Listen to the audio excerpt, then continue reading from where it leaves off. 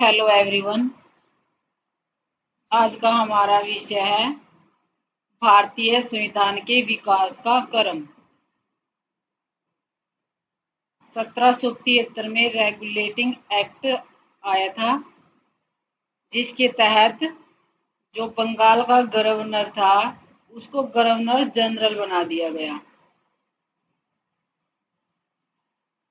1784 में Pitt's India act, जिसके तहत नियंत्रण बोर्ड की स्थापना हुई। 1793 इसका जोड़ करके देखो 20 आएगा ना। 9 और 3 12 और 7 19 और 1 20 19 20 आ गया। तो क्या हुआ था, कंपनी के अधिकार को 20 वर्ष के लिए बढ़ा दिया गया था। 1813 में एक अधिकार समाप्त कर दिया गया था। सिर्फ चीन के साथ और चाय का व्यापार, उस पर एक अधिकार रह गया था। बाकी जो कंपनी का एक अधिकार था उसको समाप्त कर दिया गया। 1833 चार्टर एक्ट भारत का प्रथम गवर्नर जनरल बना।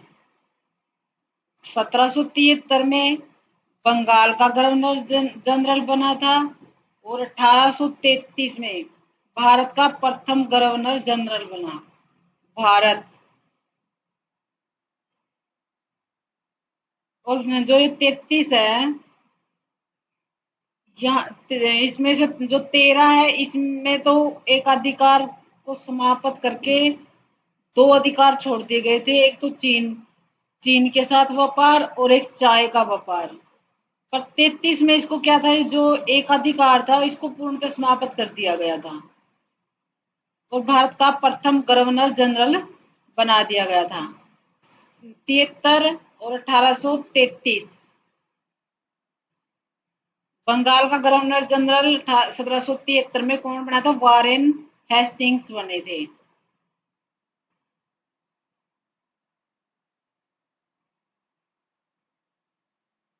लॉर्ड विलियम बेंटिंक भारत के प्रथम गवर्नर जनरल बने थे।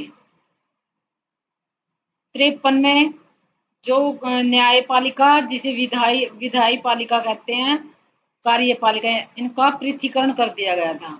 इनको अलग अलग, इनके कार्यों को अलग कर दिया गया था। 1853 में पृथकीकरण हो गया था। 1858 में क्या हुआ था? 1857 से पहले 1857 की क्रांति हुई थी। उस क्रांति के बाद क्या था, कंपनी का शासन समाप्त कर दिया गया। 13 में और 33 में क्या हुआ था, व्यापारिक अधिकार को समाप्त किए गए थे और फिर 58 में कंपनी के शासन को समाप्त कर दिया गया था। व्यापारिक अधिकार को कब समाप्त किया गया था? 13 और 33 में। और जो 58 है, 1857 की क्रांति के बाद तो कंपनी का शासन ही समाप्त कर दिया गया था। और कंपनी का शासन कंपनी का शासन समाप्त करके ब्रिटिश क्राउन का शासन स्थापित हो गया था। 1861 विधायी परिषद के में भारतीय सदस्य। 1861 में जो भारत की परिषद बनी, भारतीय परिषद अधिनियम 1861 था, उसके अंदर भारतीय सदस्यों को लिया गया। विधायी परिषद के अंदर एक तो थे सत्येंद्र नाथ, वो 3-4 नाम है, वो आगे आएंगे। अभी तो ये संक्षिप्त में थोड़ा सा परिचय दिया हुआ है। और जो 92 का भारतीय परिषद अधिनियम था, जो चार्टर एक्ट थे, ये इंग्लैंड से बने बनाए आते थे, इनको चार्टर बोला जाता था। ये रेडीमेड थे और ये जो भारत में बने थे, इनको भारतीय परिषद अधिनियम बोलते हैं। 1892 भारतीय परिषद अधिनियम, इसमें क्या हुआ था, अप्रत्यक्ष निर्वाचन की शुरुआत हुई थी। अप्रत्यक्ष निर्वाचन की शुरुआत कब हुई थी? 92 में हुई थी। और जो पृथक निर्वाचन प्रणाली, निर्वाचन अलग अलग, किसका? मार्लिमेंटो को सांप्रदायिकता का जनक माना जाता है। मार्लिमेंटो ने मुसलमानों को मताधिकार का पृथक अधिकार दे दिया था पार्लियामेंटो 1909। 1919 मॉन्टेग्यू चेम्सफोर्ड आया था, इसमें क्या हुआ था, द्वैध शासन का प्रारंभ हुआ था। 1935 1935 को भारत शासन अधिनियम बोलते हैं, भारत शासन अधिनियम। संघीय व्यवस्था और प्रांतीय स्वायत्तता। 1940 में अगस्त प्रस्ताव आया था, 8 अगस्त को आया था 1940। ये अगस्त देखो, ये विश्व युद्ध के आसपास है 40 और 42। इनमें क्या कहा था कि विश्व युद्ध के समाप्त होने के बाद भारतीय संविधान सभा का गठन होगा। संविधान बनाने के लिए भारतीय संविधान सभा का गठन होगा। 1940 1942 क्रिप्स मिशन।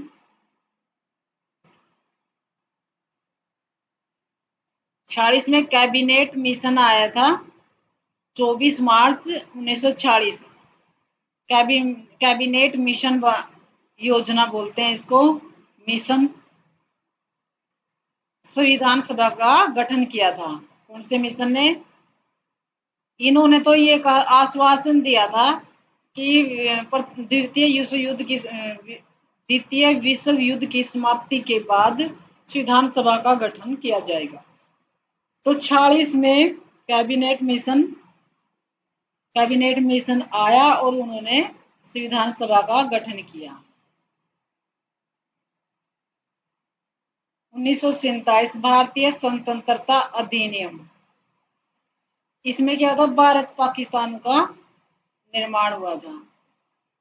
1946 में संविधान सभा की प्रथम बैठक 9 दिसंबर को हुई थी और 26 नवंबर 1949 को संविधान अंगीकृत किया था। कुछ कानून लागू कर दिए थे, अनुच्छेद।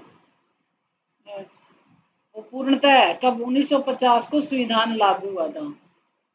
जो 26 नवंबर 1949 को संविधान अंगीकृत किया गया था, इसको किस दिवस से संविधान दिवस के रूप में मनाया जाता है? 26 नवंबर को। ये 26 नवंबर को 2015 में मनाना शुरू किया था, संविधान दिवस के रूप में मनाना शुरू किया 2015 से। अब देखो 1773 का रेगुलेटिंग एक्ट। ये अब एक्ट कंपनी पर शिकंजा कसेंगे। क्या क्या हुए? बंगाल का गवर्नर को गवर्नर जनरल बना दिया और इसके तहत क्या हुआ था, केंद्रीकरण कर दिया था। अब भी है कि भी एक गवर्नर, एक राज्यपाल कई राज्यों का राज्यपाल हो सकता है।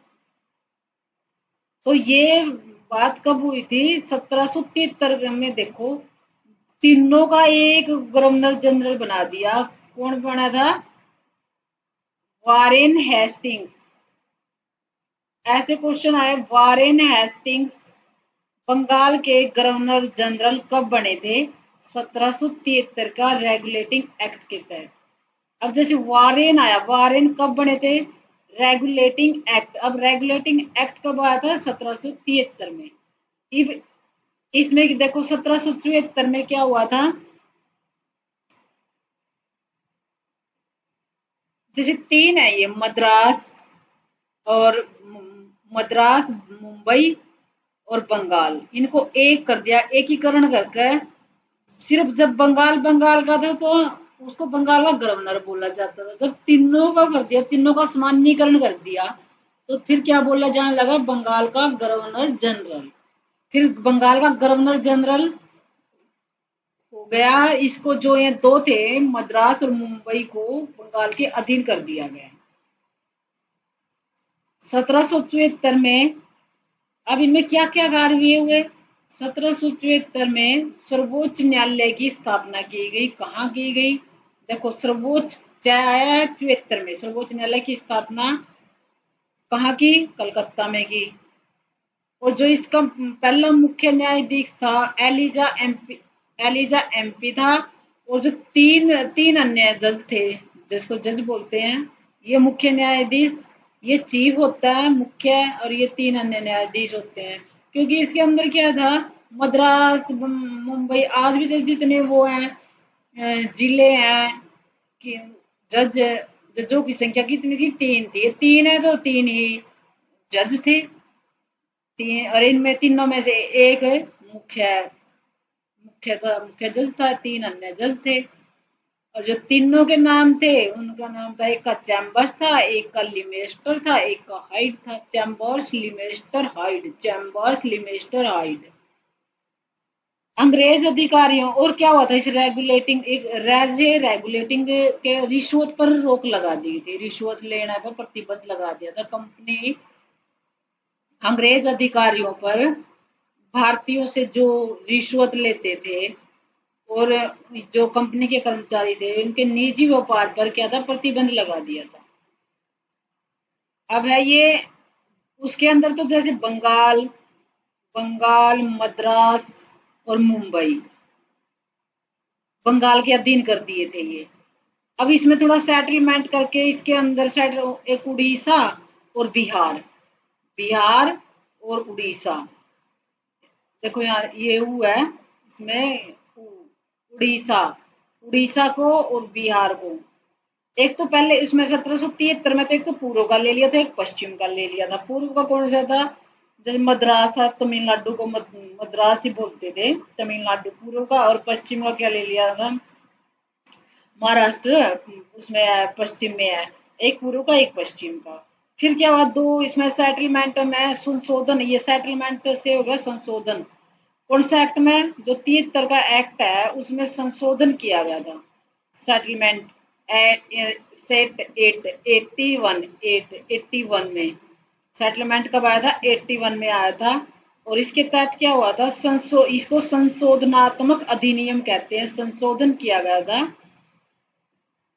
किस संशोधन, जुडी इसको बंगाल जुडिकेचर एक्ट बोलते हैं, संशोधनात्मक अधिनियम भी कहते हैं। और ये जो संशोधन था वो किस ब्रिटिश सांसद, सेटलमेंट हो गया सांसद, ये कौन सा सांसद था, ब्रिटिश सांसद बर्क के कहने पर हुआ था ये।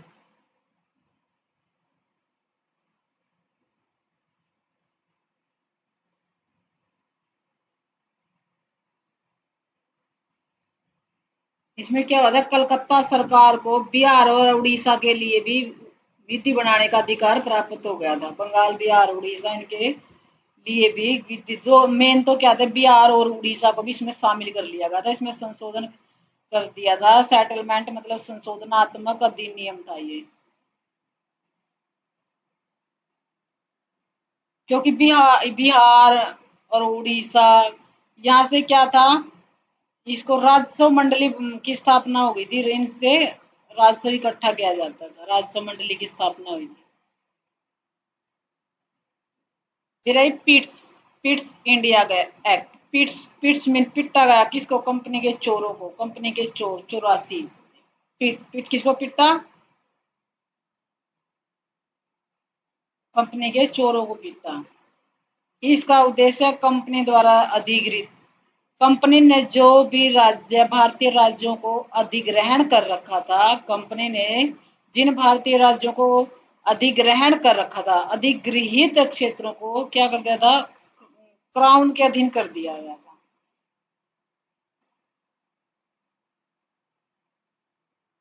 ब्रिटिश क्राउन के अधीन। इसमें क्या क्या काम हुए थे, एक तो गवर्नर जनरल की परिषद के सदस्यों की संख्या 4 से, इसमें देखो गवर्नर जनरल की परिषद के परिषदों की सदस्यों की संख्या कितनी थी, 4 से घटाकर कितनी, 3 कर दी गई थी।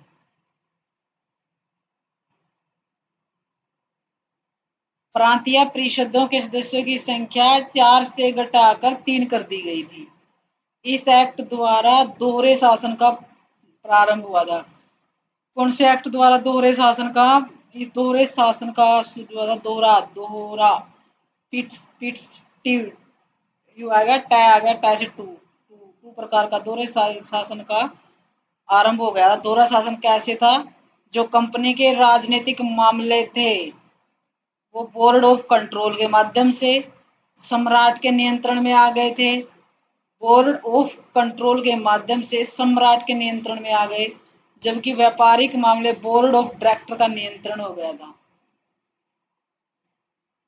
यानी कि ये तो सम्राट के नियंत्रण, जो राजनीतिक मामले थे वो तो सम्राट के नियंत्रण में आ गए, और जो व्यापारिक मामले थे, व्यापारिक बिजनेस, वो डायरेक्टर का नियंत्रण हो गया था।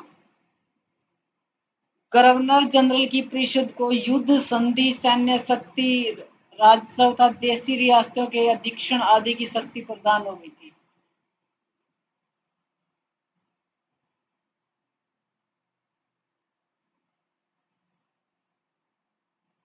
Governor general board of control की अनुमति के बिना देशी रियासतों के साथ संघर्ष अथवा सहयोग की शुरुआत नहीं कर सकता था। क्या था? Governor general board of control अनुमति के बिना, जो गवर्नर जनरल था उसको किसकी अनुमति लेनी पड़ती थी? बोर्ड ऑफ कंट्रोल की अनुमति लेनी पड़ती थी।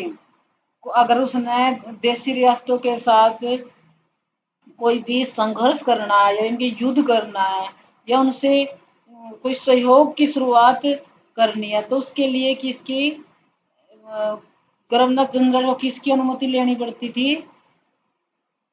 Board of control. फिर आया 93 का चार्टर एक्ट 93। अब इसमें देखो, नौ और तीन 12, 12 और 7 19 और 1 20। 93 की संख्या देखते हैं 20।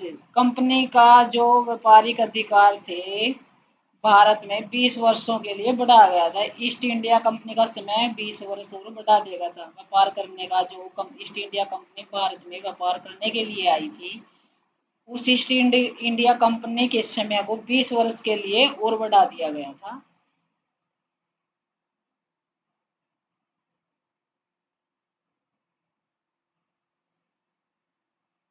और एक ये काम हुआ, भारतीय जो राजस्व से नियंत्रण बोर्ड के सदस्य एवं कर्मचारियों को वेतन देने का, भारतीय राजस्व से क्या है, कर्मचारियों को, नियंत्रण बोर्ड के सदस्यों को वेतन देना आरंभ हो गया था। एक तो इसमें क्या होता है, 20 ईस्ट इंडिया कंपनी का समय 20 वर्ष के लिए बढ़ा गया था, और 20 बढ़ाया गया था, साथ में ही वेतन शुरू कर दिया था कि भारत के राजस्व से वेतन दिया जाएगा।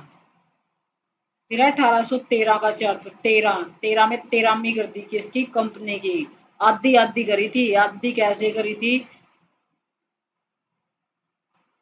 वैसे तो इसमें भी कितना 20 वर्षों के लिए भारतीय प्रदेशों तथा राज्य पर नियंत्रण का अधिकार दिया गया था। इसमें भी 13 वाले में भी, अब जैसे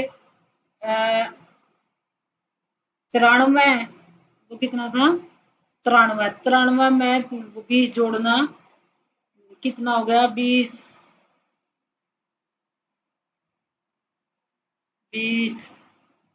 इसमें 20 जोड़ दो,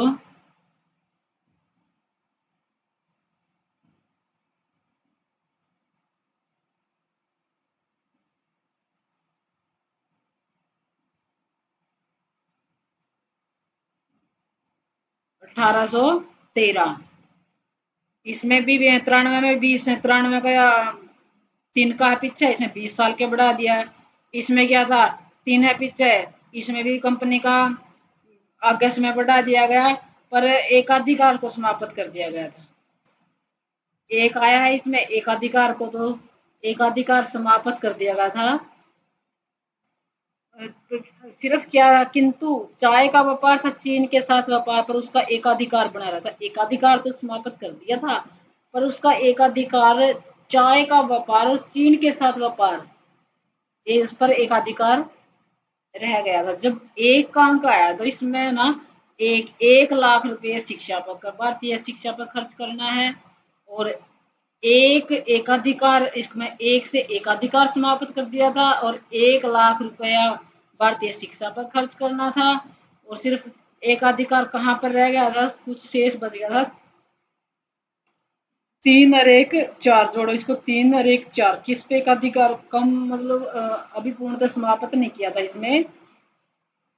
13 में हुई थी छमाई, तो 33 में होगी इसके छमाई पर इसका पूर्णतः अधिकार समाप्त हो जाएगा। 3 और 1 4, 4 पर तो चाय, 3 और 1 4, 4 पर तो चाय और चीनी, और उसमें 33 में 3 और 3 6, 6 6 से में संपूर्णता से समाप्त हो गया था कंपनी का एक अधिकार बना रहा। ईसाई मिशनरियों को और क्या था, एक धर्म प्रचार की अनुमति मिली थी। धर्म प्रचार, इस एक अधिकार, ईसाई मिशनरियों को भारत में धर्म प्रचार की अनुमति दी गई।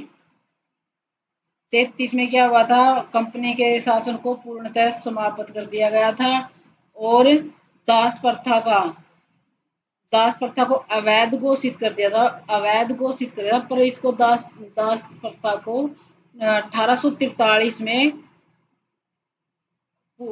दास प्रथा का पूर्णतः उन्मूलन तो 1843 में हुआ था, पर अवैध घोषित किया था 1833 में। गवर्नर जनरल को संपूर्ण देश के लिए एक बजट तैयार करने का अधिकार दिया गया था।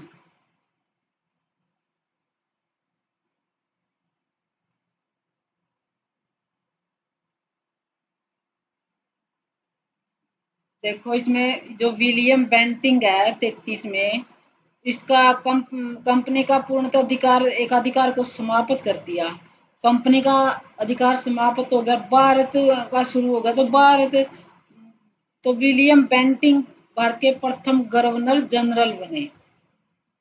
लॉर्ड विलियम बेंटिंग भारत के प्रथम गवर्नर जनरल बने थे, कब, 1833 में।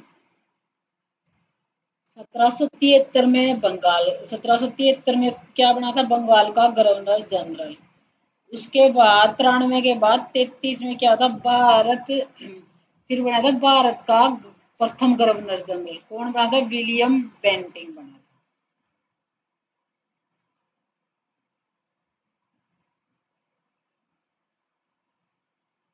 इसमें एक तो दास प्रथा का उन्मूलन हुआ था, और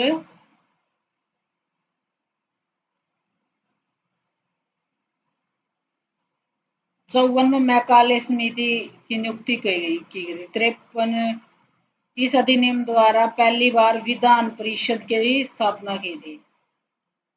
विधान परिषद की स्थापना की गई, पहली बार विधान परिषद की स्थापना। उसमें विधान परिषद में कितने सदस्य थे, 6 सदस्य थे। पहली बार विधायी कार्यों को प्रशासनिक कार्यों से अलग किया गया था। विधायी होते हैं, विधायी का कार्य है कानूनी, तो प्रशासन से राजनीति प्रशासनिक कार्यों से अलग कर दिया था।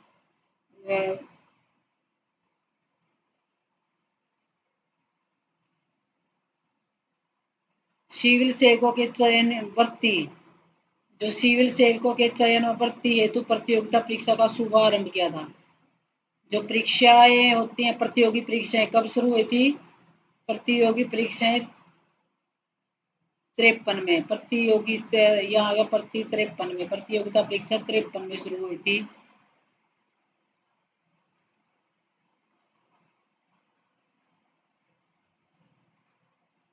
प्रतियोगिता परीक्षा का शुभारंभ भी 53 में हुआ था, और सिविल सेवा में भारतीयों को भी अवसर देने का प्रावधान किया गया था। सिविल सेवा में भारतीयों को भी अवसर देने का प्रावधान किया गया, और 53 और 54 में काले समिति की नियुक्ति हुई थी। जो ये प्रतियोगिता परीक्षाएं होती है सिविल सेवकों के चयन की, वो 53 में शुरू हुई थी, जिसमें भारतीयों को भी अवसर दिया गया था। फिर 1858 में देखो, 1858 में क्या हुआ था, इसके अंदर तो क्या था, समापन हुआ था बहुत चीजों का। जैसे जो दो प्रकार का द्वैध शासन 84 में शुभारंभ हुआ था, तो जो दोहरा शासन व्यवस्था थी वो किसमें 84 में समाप्त हुई थी, उस जो शुरू हुई थी उसको उसका समापन हो गया था 58 में। दोहरे शासन को अब ये दोहरे शासन चलता रहेगा, कोई किसी में आएगा और किसी में ये लागू होगा, किसी में आएगा किसी में जाएगा। अब जो इसमें था 58 में क्रांति हो गई थी, उसके बाद कुछ सुधार करे तो सबसे पहले क्या किया, दोहरे शासन व्यवस्था को समाप्त कर दिया गया। दोहरी शासन व्यवस्था कौन सी थी? दोहरी बोर्ड ऑफ डायरेक्टर व्यापारिक मामले को देखता था, और जो बोर्ड ऑफ कंट्रोल जो राजनीतिक मामले देखता था। ये जो बोर्ड ऑफ डायरेक्टर 1773 में बना था, बोर्ड ऑफ डायरेक्टर। वो एक शासन एक, जब पहला नंबर का एक नंबर पर 1773 का रेगुलेटिंग एक्ट आया था, उसमें तो एक बोर्ड हो गया था। फिर इसमें हो गया था दूसरा बोर्ड 1700, बोर्ड ऑफ कंट्रोल आया था। बोर्ड ऑफ कंट्रोल जिसको नियंत्रण वो कहते हैं, नियंत्रण। Director actor, director actor, actor आया था 73, एक्टर आया था 73, डायरेक्टर। और कंट्रोल, कंट्रोल करो चोरों पे 84 में। कंट्रोल किस पे करना है? कंट्रोल। दो शब्द है, जैसे बोर्ड तो दोनों में लगा ही हुआ है। डायरेक्टर, डायरेक्टर क्या का काम क्या होता है? व्यापारिक मामलों को देखना। और कंट्रोल, कंट्रोल किस पे करना है? चोरों पे करना है। कंट्रोल 84, कंट्रोल बोर्ड, कंट्रोल करता है बोर्ड चोरों पर, कंट्रोल करता है बोर्ड चोरों पर।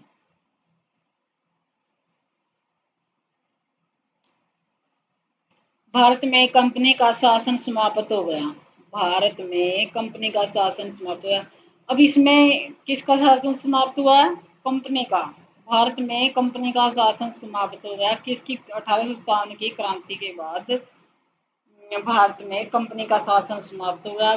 भारत की सत्ता ब्रिटिश क्राउन के हाथ में चली गई थी। क्राउन का शासन स्थापित हो गया था। कब हुआ था क्राउन का शासन? 1858 में। 33 में तो क्या हुआ था, इनका व्यापारिक अधिकार समाप्त हो गए थे, और इनका कंपनी के व्यापारिक अधिकार, कंपनी के व्यापारिक अधिकार तो 1833 में समाप्त हो गए थे, और 1858 में कंपनी का शासन समाप्त होकर ब्रिटिश क्राउन के हाथों में चला गया था। क्या किया होता 58 में? एक तो 15 सदस्यीय भारत परिषद का गठन हुआ था। 15 सदस्य थे जिसके अंदर भारतीय परिषद का गठन किया गया। एक नया पद भारत सचिव, भारत सचिव, सचिव का पद कब आया था? सचिव का पद आया था 58 में। 15 सदस्य भारतीय परिषद गठन, जिसमें 7 सदस्य कंपनी के निदेशक मंडल के थे, 8 सदस्य ब्रिटिश सरकार द्वारा नियुक्त किए जाते थे। 8 और 7 15 क्या था? जिसमें एक तो सचिव का पद था, उसकी सहायता के लिए 15 सदस्य थे। ये सदस्य से 7 सदस्य तो कंपनी के निदेशक मंडल में से आते थे, कंपनी का, और कंपनी के निदेशक मंडल में से लेने, क्योंकि उन्होंने शासन तो समाप्त कर दिया था, पर अभी तो उन्होंने एक्सपीरियंस होल्डर बंदों की जरूरत थी, तो उसमें तो कंपनी के बंदे तो ले लिए थे 7, और अपने बंदे ब्रिटिश सरकार ने 8, 8 और 7 15। तो क्या ये जो भारतीय परिषद थी, कितने लोगों का समूह था? भारतीय परिषद में 15 सदस्य थे, कंपनी के थे और ब्रिटिश सरकार के थे। 7 और 8 की संख्या थी, और एक सचिव का पद था। बहुत कुछ क्या क्या सुधार हुए थे इसमें। एक तो इसमें बोर्डों को समाप्त कर दिया, दोनों बोर्डों को समाप्त कर दिया गया था। और ये दोनों बोर्ड कब कब आए थे? ये 73 में तो डायरेक्टर का आया था, और 84 में आया था कंट्रोल का।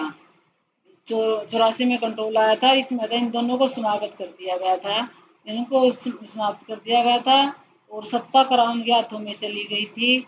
और एक क्या हुआ था, 15 सदस्य भारतीय परिषद का गठन हो गया था। 15 सदस्य भारतीय परिषद का गठन हो गया था, और जो ये 15 सदस्यों वाली भारतीय परिषद हुई थी। इसमें 7 कंपनी के निदेशक मंडल से थे और 8 सदस्य ब्रिटिश सरकार द्वारा नियुक्त किए जाते थे। और एक इसमें आया था कैनिंग, क्रांति के बाद एक कैनिंग की कंपनी, कैरासी का बड़ा योगदान है 1858 में। एक तो क्राउन कंपनी का तो खत्म, क्राउन का शासन शुरू। 1857 क्रांति के बाद और क्या हुआ था, कैनिंग कैनिंग वायसराय का पद आया था इसमें।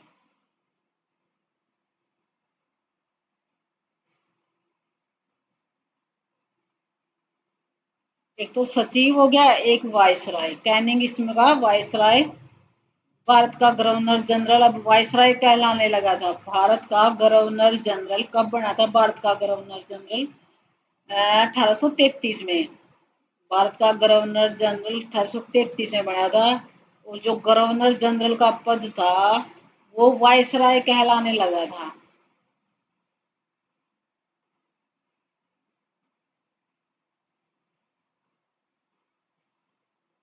क्यों कहलाने लगा था? क्योंकि वो ब्रिटिश क्राउन का राज रहा, तो वो गवर्नर जनरल था।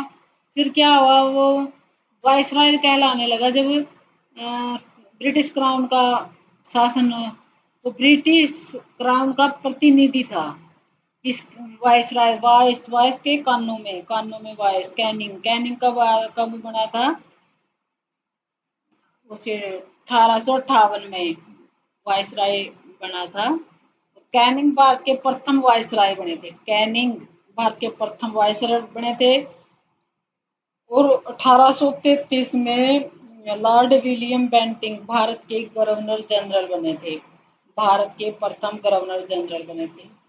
और 1773 में बंगाल का गवर्नर वो था, बंगाल का गवर्नर जनरल था। फिर उसके बाद बंगाल का गवर्नर बना। फिर वारेन हेस्टिंग्स बने 1800 1700 1773 में। वारेन हेस्टिंग्स से गवर्नर जनरल, बंगाल का गवर्नर जनरल था वो। बंगाल का गवर्नर जनरल फिर भारत का गवर्नर जनरल बना। भारत का गवर्नर बेंटिंग बने थे। भारत के प्रथम गवर्नर जनरल बेंटिंग बने थे। बंगाल का गवर्नर जनरल पहला कौन था? बंगाल का बना था वैसे बंगाल, वैसे Warren Hastings. Warren Bengal, Warren.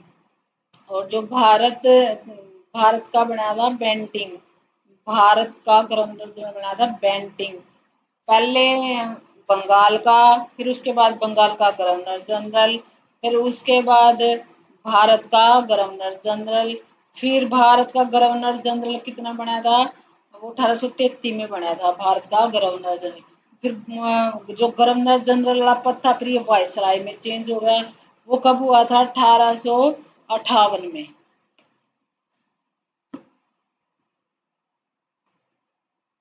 और इस 58 में ये क्या था, एक उसकी बजट, भारतीय बजट प्रस्तुत किया गया था। पहली बार जेम्स विल्सन ने भारतीय बजट प्रस्तुत किया था 1858 में। पहली बार जेम्स विल्सन ने भारतीय बजट पेश किया था। इतना अच्छा काम हुआ था 1860 में।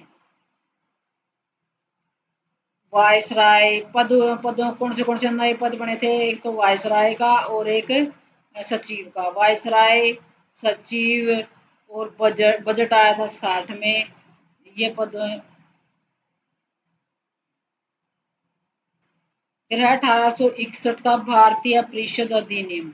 61 में क्या हुआ था? 61 में क्या था? विभागीय प्रणाली। विभाग जैसे इस विभाग का काम ये करेगा, इस विभाग प्रणाली कब शुरू हुई थी? विभागीय सिस्टम 1861 में। जिसके फलस्वरूप भारत में मंत्रिमंडलीय व्यवस्था की नींव पड़ी थी। जो आज मंत्रिमंडल, विभाग, मंत्रिमंडल में जो मंत्रियों को विभाग दिए जाते हैं वो किसकी देन है? 1861 की देन है। और उस टाइम कौन थे? जो कैनिंग, कैनिंग ने कैनिंग के समय में मंत्रिमंडल व्यवस्था की नींव पड़ी थी, जिसे विभाग या मंत्रिमंडल, मंत्री विभाग वायसराय को संकटकालीन अवस्था में विधान परिषद की अनुमति के बिना अध्यादेश जारी करने की शक्ति। एक इसमें क्या आया था, संकट के समय जैसे राष्ट्रपति अध्यादेश होता है ना, 123 में है वो, किसमें स्टार्ट हुआ था,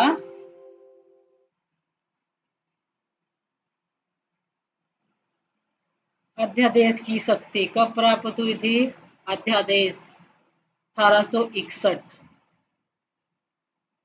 जब अध्यादेश किसको राष्ट्रपति लागू करता है तो लोग एक टक देखते रहते हैं, एक टक 61, एक टक अध्यादेश को, एक टक 61।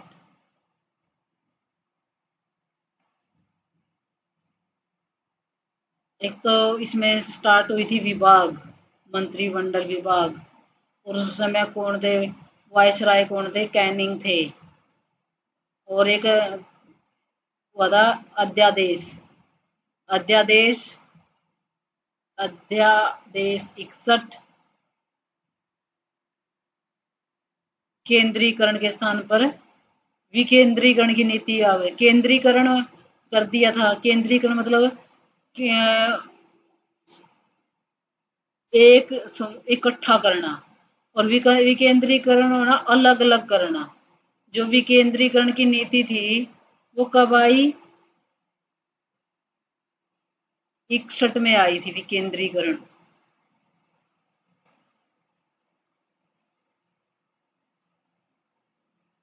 जो पीछे बताया था कि जैसे बनारस का राजा, पटियाला का महाराजा और सर दिनकर राव को लॉर्ड कैनिंग ने 1862 में विधान परिषद में मनोनीत किया था। भारतीय सदस्यों को भी किसमें, विधान परिषद में मनोनीत किया था।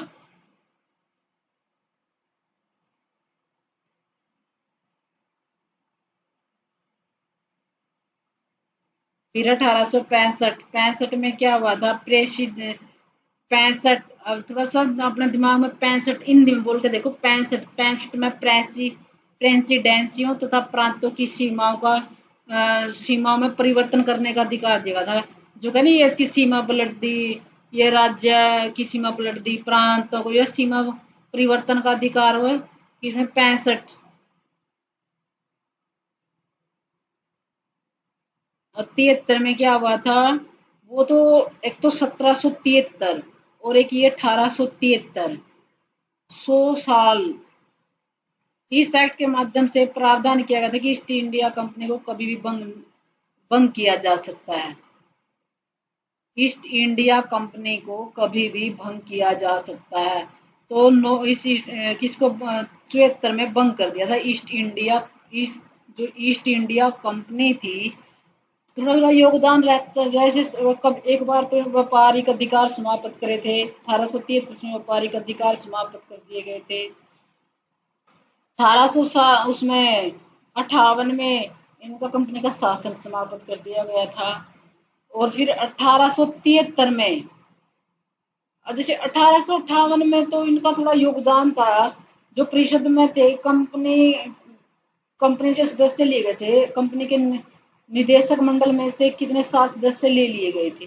पर जो जो 73 का अधिनियम था, 1873 का चार्टर एक्ट आया था, इसमें तो भी दखल बेदखल ही कर दिया था, इन्हें समाप्त कर दिया था, बंद कर दिया, भाई कोई ईस्ट इंडिया कंपनी नहीं है। 74 में बंद कर दिया गया था ईस्ट इंडिया कंपनी को, 1874 में बंद कर दिया।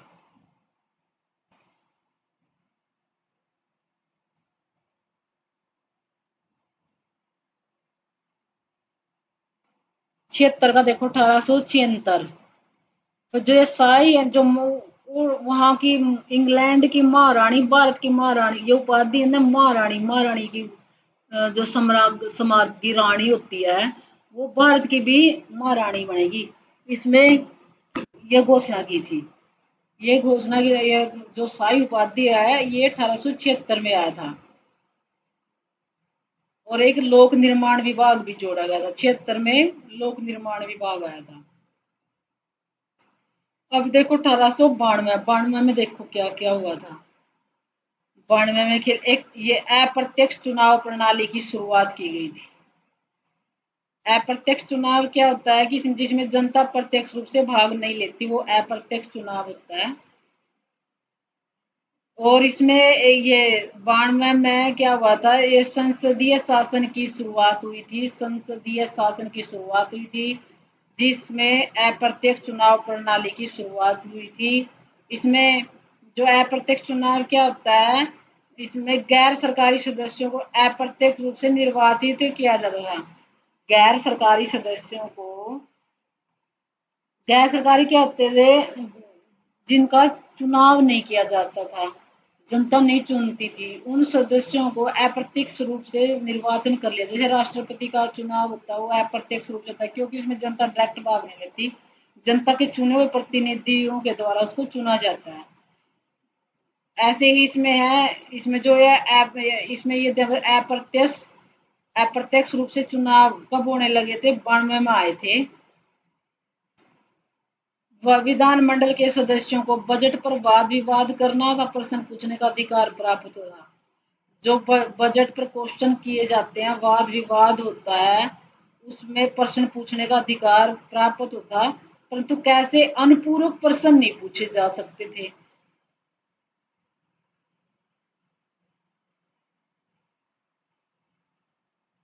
केंद्रीय विधान परिषद के सदस्यों की संख्या 16 से बढ़ाकर 60 कर दी गई थी।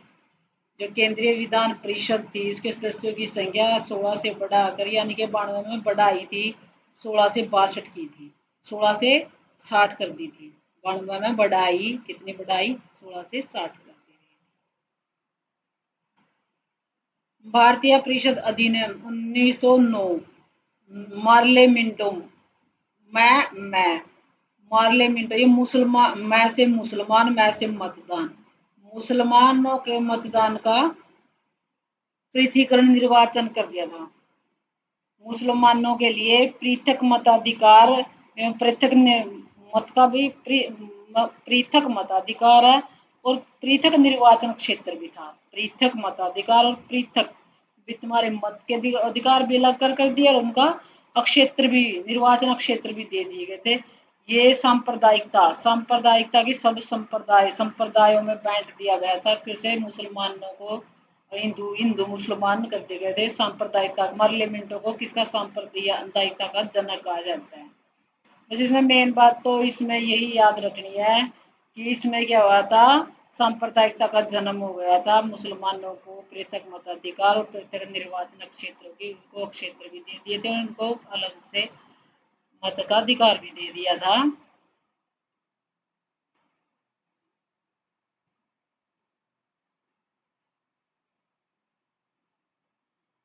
और पहली बार इंग्लैंड में स्थित भारतीय परिषद में दो भारतीयों, एक तो केसी गुप्ता और एक सैयद हुसैन बिलग्रामी की नियुक्ति की गई थी। इंग्लैंड में पहली बार, इंग्लैंड में स्थित भारतीय परिषद में दो भारतीय, केसी गुप्ता और सैयद हुसैन बिलग्रामी की नियुक्ति की कर दी थी। और एक थे कार्यकारिणी परिषद में, तो थे एक भारतीय सत्येंद्र प्रसाद सिन्हा,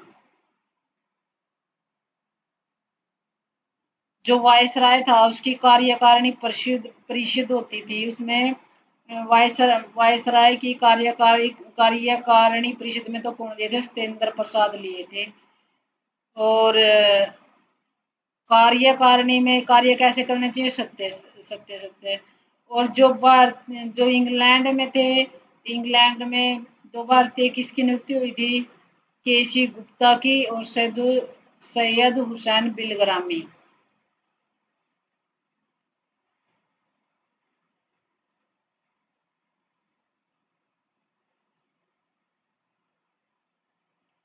ट्रिक से भारतीय परिषद में दो भारतीय कैसे कैसे गुप्त रूप से हंसते रहते हैं। भारतीय परिषद में दो भारतीय कैसे कैसे गुप्त रूप से हंसते रहते हैं। भारतीय परिषद में दो भारतीय केसी गुप्ता और सैयद हुसैन कैसे कैसे हंसते रहते हैं। भारत में ब्रिटेन के सभी संवैधानिक प्रयोगों में सबसे कम समय तक चलने वाला अधिनियम 1909 का भारतीय परिषद अधिनियम था। कौन सा था 1909 में, पार्लियामेंटो, यानी कि सबसे कम समय तक कौन सा अधिनियम रहा था, पार्लियामेंटो। फिर आया 1919 का मॉन्टेग्यू चैम्सफोर्ड। इसमें भी फोड़ तोड़ बहुत हुई थी। फोड़ तोड़, जलियांवाला बाग हत्याकांड हुआ था। और जो एक उत्तरदायी शब्द, उत्तरदायी शासन शब्द का स्पष्ट प्रयोग किया था। चैम्सफोर्ड फोर्ड केंद्र में द्विसदनात्मक विधायिका की स्थापना हो गई थी। मॉन्टेग्यू चैम्सफोर्ड में द्विसदनात्मक विधायिका, ये ये विधायिका थी, द्विसदनात्मक विधायिका थी।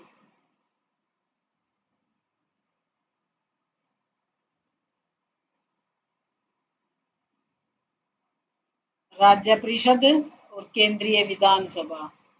जो ये राज्य परिषद का समय तो था 5 वर्ष और केंद्रीय विधानसभा का समय था 3 वर्ष।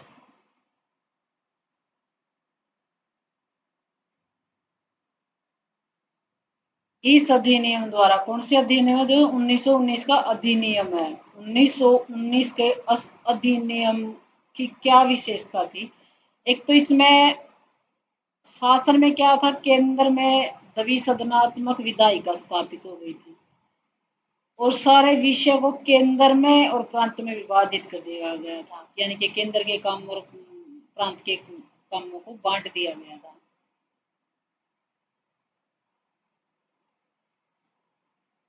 भारत सचिव का खर्च, इसमें विभाजन के क्या क्या हुआ था, विकेंद्रीकरण में किस किस में हुआ था? केंद्र और प्रांत में विषयों को बांट दिया गया था। जो शासन था वो राज्य परिषद और विधान परिषद में बांट दिया गया था। और जो राजस्व तनख्वाह दी जाती थी वो भारतीय राजस्व में से दी जाती थी, पर इसके तहत 1919 के तहत उसको भारतीय ब्रिटिश राजस्व में से वेतन दिया जाने लगा। किसको किसको दिया जाने लगा? सचिव को।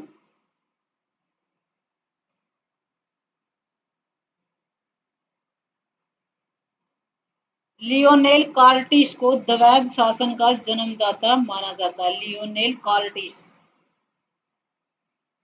कार्टिस मैंने काट दिया था, किसने? दो भागों में शासन को किसने 2 भागों में काट दिया था? कार्टिस ने।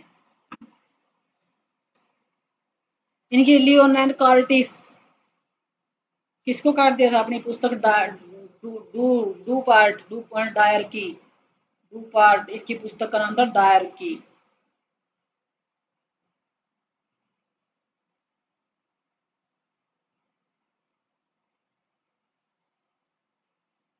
बजट को भी बांट दिया था 2 भाग में, प्रांतीय बजट और केंद्रीय बजट। इन्हें प्रांतीय बजट और केंद्रीय बजट, प्रांतीय बजट को केंद्रीय बजट से अलग कर दिया गया।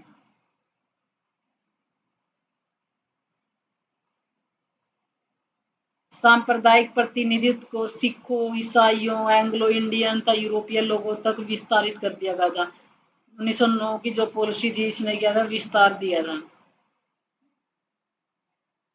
भारत में लोक सेवा आयोग के गठन का प्रावधान किया गया। ये जो भारत में लोक सेवा आयोग कब बना था? 1919 में।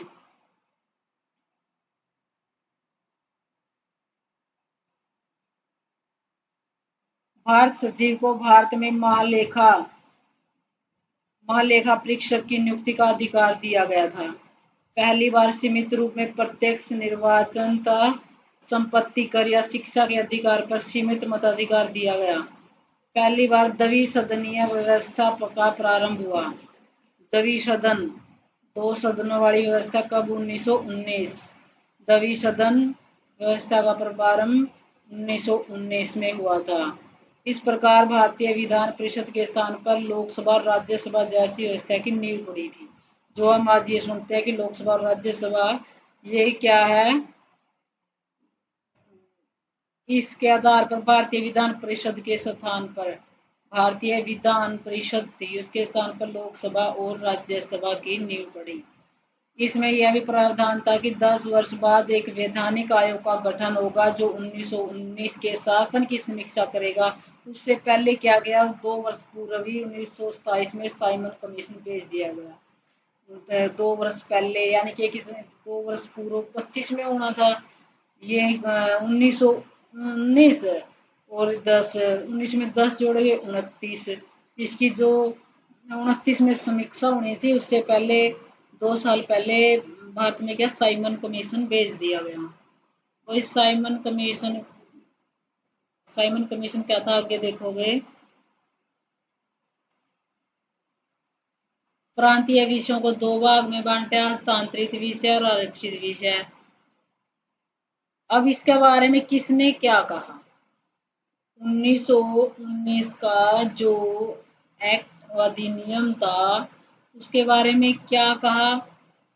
भारतीय राष्ट्रीय कांग्रेस ने इस अधिनियम को असंतोष था, निराशाजनक कहा। लोकमान्य तिलक ने इसे बिना सूरज का सवेरा कहा। लोकमान्य तिलक ने इसे बिना सूरज का सवेरा कहा। ट्रिक बनेगी, लोकमान्य तिलक बिना सूरज के सवेरा होते ही लगा लेते हैं। सुभाष चंद्र बोस ने क्या कहा था, बंधन, नवीन बंधन गाड़ दिए। इस अधिनियम ने जनता के लिए नवीन बंधन गाड़ दिए। इस अधिनियम को मॉन्टेग्यू चेम्सफोर्ड सुधार के नाम से जाना जाता है।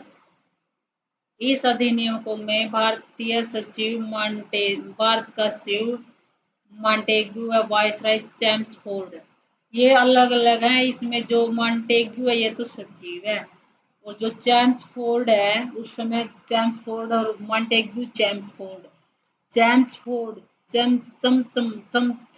चेम्सफोर्ड, ये मॉन्टेग्यू तो सचिव था और वायसराय चेम्सफोर्ड था। इसमें मेन बातें तो यही याद रखनी है बस, 1919 का मॉन्टेग्यू चेम्सफोर्ड।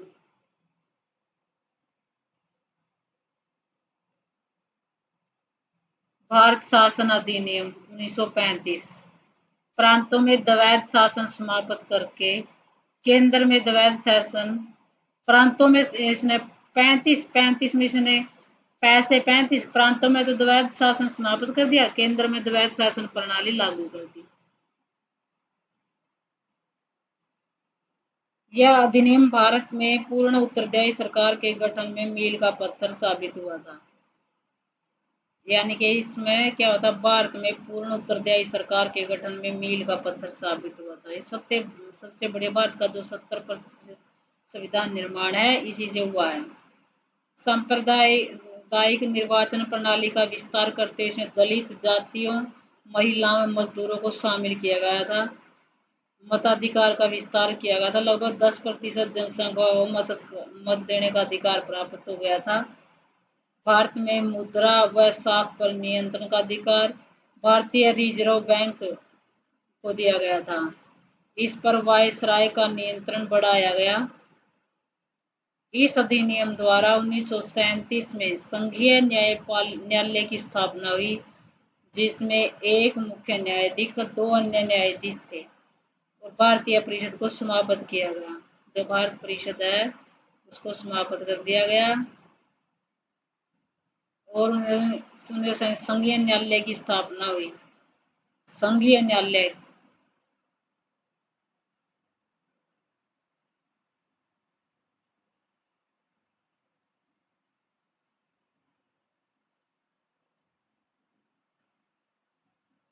बर्मा को ब्रिटिश भारत से अलग कर दिया गया। 2 नए प्रांत बने, सिंध और उड़ीसा। इस अधिनियम द्वारा 11 प्रांतों में से 6 प्रांत बंगाल, बंबई, मद्रास, बिहार,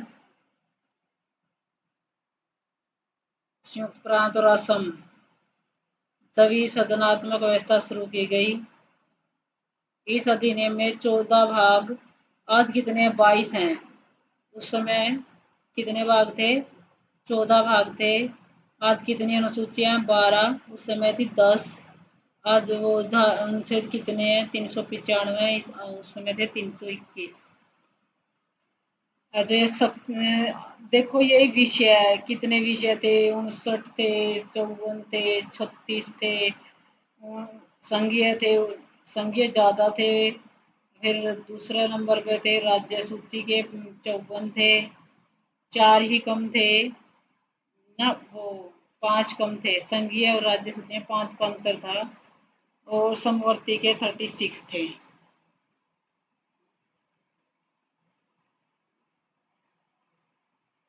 अवशिष्ट शक्तियां गवर्नर जनरल के सौंपी हैं। आज अवशिष्ट शक्तियों पर केंद्र को कानून बनाने का अधिकार है। संघ लोक सेवा आयोग के साथ ही प्रांतीय सेवा आयोग, संयुक्त सेवा आयोग का भी गठन किया गया। इस अधिनियम द्वारा अखिल भारतीय संघ की स्थापना का प्रस्ताव किया गया। संघ लोक सेवा आयोग के साथ ही प्रांतीय सेवा आयोग व संयुक्त सेवा आयोग का गठन किया गया।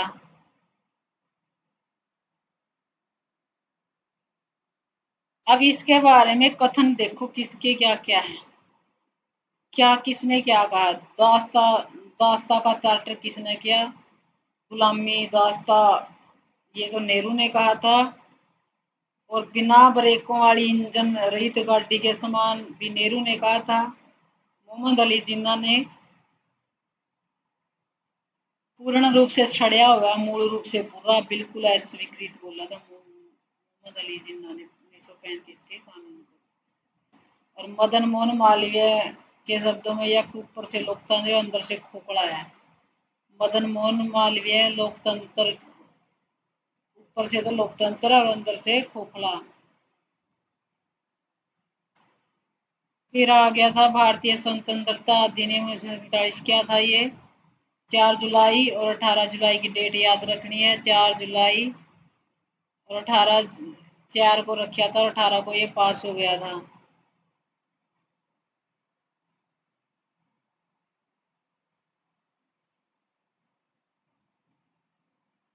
ब्रिटिश शासन समाप्त करके 15 अगस्त 1947 को दो डोमिनियन राज्य भारत और पाकिस्तान की स्थापना कब हो गई थी? 15 अगस्त 1947 को स्थापना की गई थी। 14 अगस्त को पाकिस्तान को आजादी दी गई थी और 15 अगस्त को भारत को दी थी। वायसराय पद समाप्त कर दिया करके गवर्नर जनरल पद का सृजन किया गया। भारत का गवर्नर जनरल लॉर्ड माउंटबेटन को, जबकि पाकिस्तान का गवर्नर मोहम्मद अली जिन्ना को बनाया गया था। पाकिस्तान का गवर्नर जनरल जिन्ना बना था, पाकिस्तान का तो जिन्ना बना था, और भारत का गवर्नर जनरल माउंटबेटन बना था।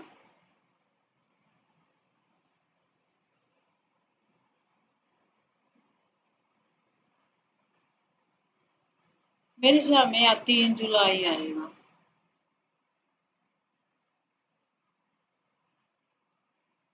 घोषणा की थी 3 जुलाई को।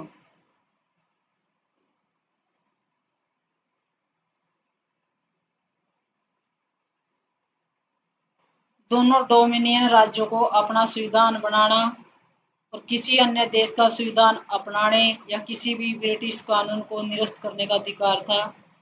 वे ब्रिटिश स्वतंत्रता अधिनियम को भी निरस्त कर सकते थे। दोनों ही राष्ट्रों को ब्रिटिश राष्ट्रमंडल से अलग होने की स्वतंत्रता थी। कोई भी ब्रिटिश अधिनियम दोनों राष्ट्रों पर तब तक लागू नहीं हो सकता था जब तक ये राष्ट्र कानून द्वारा ऐसी सहमति न दें। दोनों राष्ट्रों को यह भी अधिकार था कि संविधान के निर्माण व क्रियान्वयन तक वे अपने लिए विधानसभा बना सकते हैं।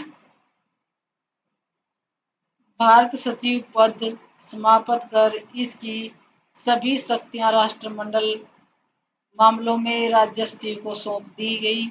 संविधान को लागू होने तक संविधान सभा ही विधानसभा के रूप में कार्य करेगी और शासन 1935 के अधिनियम के अनुसार ही चलेगा। इसके अंतर्गत शाही उपाधि से भारत का सम्राट पद समाप्त कर दिया गया। जो उपाधि थी वो सम्राट वाला पद वाली जो सम्राट की उपाधि, शाही उपाधि 76 में आई थी, उसको 47 में समाप्त कर दिया गया था। 1935 के अधिनियम के अनुसार विधानसभाएं कार्य करेंगी।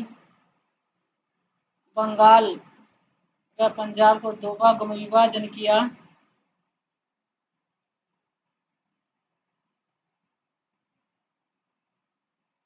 माउंटबेटन योजना के बाद संविधान सभा में 299 सदस्य ही रह गए थे।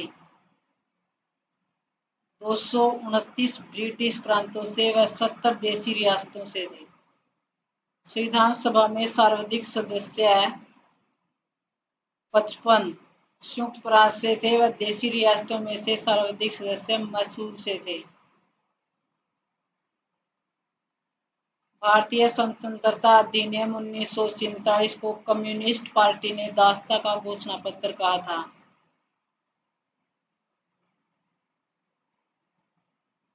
देश का कोल्लम यानी कि कोल्लम केरल प्रथम संविधान साक्षर जिला बना था। आज भी यही है केरल ही, जहां संविधान के सभी बिंदुओं के बारे में 10 वर्ष से अधिक आयु के लोग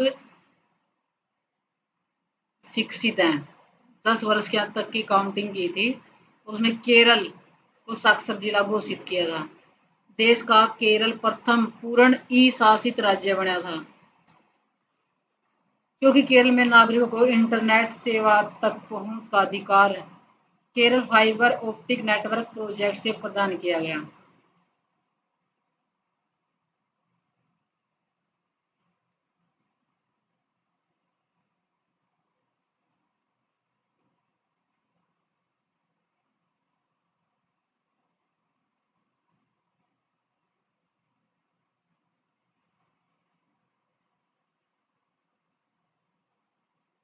केरल के लोग है ना, जो संविधान है उसके सभी बिंदुओं को जानते हैं। तो इतने 10 वर्ष से अधिक आयु के लोग, जिसकी 10 वर्ष से अधिक की आयु, सारे सभी बिंदुओं को जानते हैं।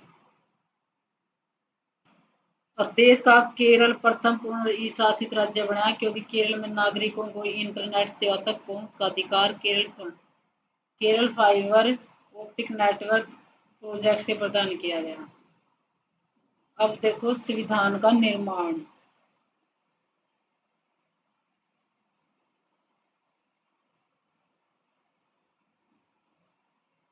संविधान निर्माण भारत में सर्वप्रथम संविधान सभा के गठन का दर्शन 1895 में बाल गंगाधर तिलक के नेतृत्व में स्वराज विधेयक में होता है।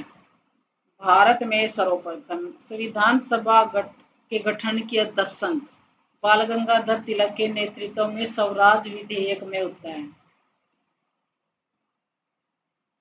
1922 में गांधी जी ने अपनी पुस्तक यंग इंडिया में कहा कि भारतीय संविधान भारतीयों की इच्छा अनुसार ही होगा। 1927 में साइमन कमीशन आयोग का गठन हुआ था। क्या करने आया था ये भारत में व्यापक परिस्थितियों, इस कमीशन का काम क्या था कि भारत में जो परिस्थितियां व्यापक हैं उनको जांचना और उनके बारे में अपनी रिपोर्ट प्रस्तुत करनी थी। क्या हुआ फिर, ये इसमें कितने 7 सदस्य थे, और 7 तो क्या थे, इसमें एक भी भारतीय नहीं था। इसका विरोध किया गया था। भारत में व्यापक परिस्थितियों की जांच करना, उन पर अपने प्रतिवेदन प्रस्तुत करने के लिए एक 7 सदस्यीय संवैधानिक आयोग नियुक्त किया गया था, जिसके अध्यक्ष जॉन साइमन थे। आयोग का गठन 1927 में हुआ। आयोग द्वारा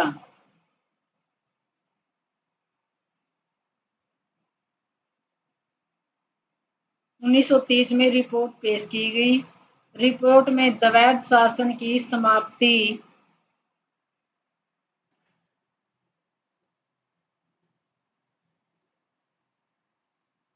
साइमन कमीशन ने अपनी रिपोर्ट 1930 में सौंपी थी। इसने क्या कहा था कि रिपोर्ट में द्वैध शासन की समाप्ति और जो ये सांप्रदायिक निर्वाचन पद्धति जारी रखना है और द्वैध शासन को समाप्त करना है। और मेन इसमें यही है कि उसके इसकी जो साइमन कमीशन था इसका विरोध हुआ था, 1927 में आया था। क्यों हुआ था? क्योंकि इसके अंदर कोई भारतीय नहीं था। इस आयोग में सभी अंग्रेज थे। भारतीयों ने इसका विरोध किया था। साइमन गो बैक के नारे लगे थे। इस पर एक वो था बिरकेन हेड, इसने चुनौती दी कि भारतीयों में संविधान निर्माण बनाने की कैपेसिटी नहीं है। तो इस चुनौती को मोतीलाल नेहरू ने स्वीकार किया था। मोतीलाल नेहरू ने इस चुनौती को स्वीकार किया था।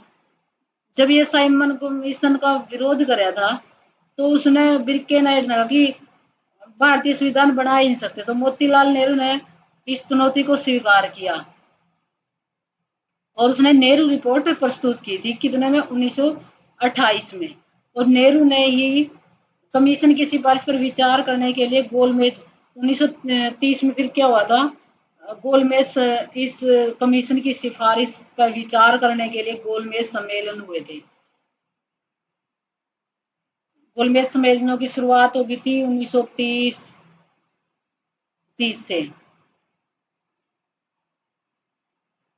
नेहरू रिपोर्ट 1928 ईस्वी में बम्बई सर्वदलीय सम्मेलन में भारत के संविधान के सिद्धांत निर्धारित करने के लिए इसमें 9 सदस्यों का गठन किया गया, जिसके सभापति सभापति अध्यक्ष मोतीलाल नेहरू बने।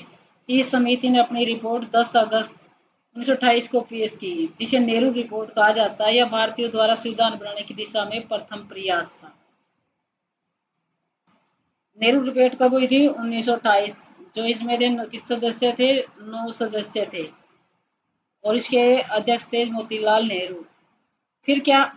ये तो औपचारिक रूप से संविधान सभा के विचारों का प्रतिपादन मानवेंद्र नाथ रॉय ने किया था।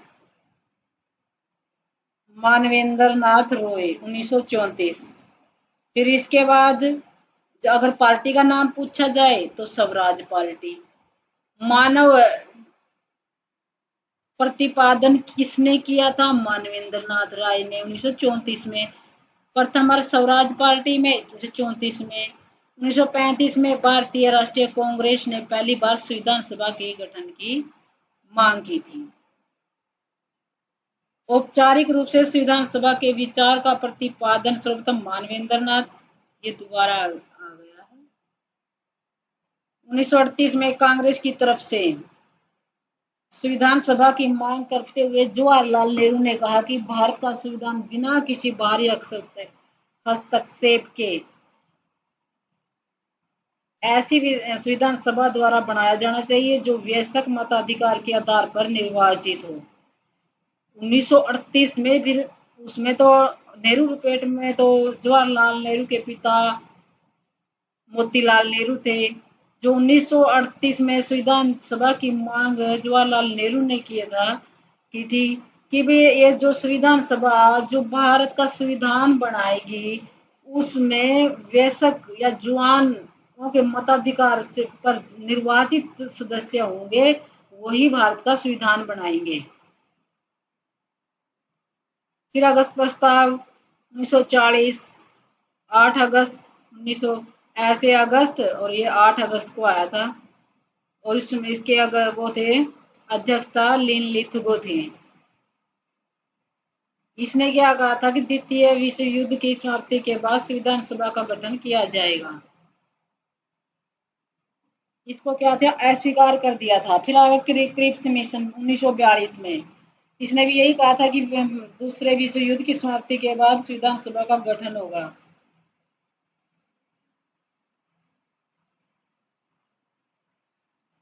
गांधी ने क्या कहा था? इसको दिवालिया, द्वितीय विश्व युद्ध के बाद को में क्या होगा? युद्ध होगा, उसमें धन माल की हानि होगी और धन माल की हानि होगी तो दिवालिया हो जाएंगे। तो दिवालिया बैंक का चेक कहा था। एक नीति निर्देशक तत्वों को चेक किसने कहा था? केटी शाह ने कहा था।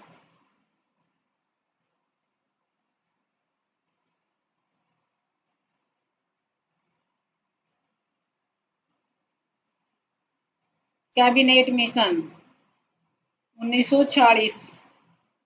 संविधान सभा का गठन 1945 में ब्रिटेन में हुए आम चुनाव में लेबर पार्टी के सर क्लाइमेट इटली के प्रधानमंत्री बने थे।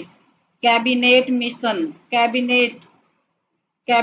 कभी नेट की परीक्षा पास करी है तो कैसी होती है, बहुत लेबर करनी पड़ती है उसमें, तब जाके पास होते हैं। तो क्या जब कैबिनेट की परीक्षा पास करी, जब नेट की परीक्षा पास हुई तो उसमें कौन सा लेबर बंदा जीतता है, तो लेबर पार्टी की जीत हुई थी। और लेबर पार्टी का जो अध्यक्ष था, जो लेबर पार्टी का प्रधानमंत्री था, कौन बना था, क्लाइमेट एटली था। ये जो क्लाइमेट एटली था बहुत अच्छा इंसान था, ये उदारवादी विचारों का था और इसने भारत में चल रहे राजनीतिक गतिरोधों को दूर करने के लिए 22 जनवरी 1946 को एक उच्च स्तरीय कैबिनेट मिशन भारत भेजने की घोषणा की। और जो एक कैबिनेट मिशन बाहर 24 मार्च 1946 को भारत आया था, इसको क्या कहते हैं, मंत्रिमंडल मिशन, क्रिप्स मिशन, इसको कैबिनेट मिशन को मंत्रिमंडल मिशन योजना भी कहते हैं। इसमें क्या थे, जो पैथिक लॉरेंस थे और एक क्रिप्स था और एक अलेक्जेंडर था। जो पैथिक लॉरेंस थे ये तो अध्यक्ष थे, और क्रिप्स क्रिप्स यानी कि चिप्स व्यापार बोर्ड के अध्यक्ष थे। क्रिप्स चिप्स का व्यापार करता है। अलेक्जेंडर अलेक्जेंडर देखो, अलेक्जेंडर जैसे जय और ला को जल, जल में क्या, जल सेना को क्या बोलते हैं, नौसेना बोलते हैं। अलेक्जेंडर जल सेना नौसेना, या इसमें नया आया तो ये नौसेना का मंत्री था। और जो क्रिप्स चिप्स व्यापार बोर्ड का अध्यक्ष था। और इसको क्या है, मंत्रिमंडल मिशन योजना कहते हैं। भारतीय संविधान सभा, इस मिशन के अनुसार, कैबिनेट मिशन के अनुसार भारत में संविधान सभा का निर्माण हुआ। जो कैबिनेट मिशन के अनुसार भारत की संविधान सभा में कुल 389 सदस्य होंगे। इन सदस्यों में 292 सदस्य ब्रिटिश प्रांतों से निर्वाचित होंगे जिनका चुनाव होगा, और 4 चीफ कमिश्नरी क्षेत्रों से निर्वाचित होंगे। तो जो देशी रियासतों से होंगे ना वो मनोनीत होंगे, वो देशी रियासतों से रियासत पीछे 93 वो होंगे मनोनीत होंगे। आधे कितने होंगे, आधे तो ऐसे होंगे जिनको मनोनीत किया जाएगा। वो मनोनीत कहाँ से किया जाएगा, देशी रियासतों से किया जाएगा। और जिनको चुनाव होगा वो ब्रिटिश प्रांतों से होगा और कमिश्नरी क्षेत्रों से होगा। कमिश्नरी क्षेत्र कितने थे, 4 थे। और जो ये थे ब्रिटिश प्रांतों में थे, वैसे ब्रिटिश है और वैसे 92, 292। आजादी के बाद संविधान सभा का आजादी के बाद संविधान सभा का पुनः गठन किया गया। फिर क्या हुआ, सदस्य संख्या कितनी होगी, आजाद हो गया कितनी होगी, 299। क्योंकि आजाद होने के बाद भारत पाकिस्तान का विभाजन हो गया तो सदस्य संख्या कम होगी। जो कैबिनेट मिशन ने तो कितने कहा था, 389, और फिर इसमें 299 रह गए। तो कौन से रह गए, वो 299 में से 229 निर्वाचित और 70 मनोनीत।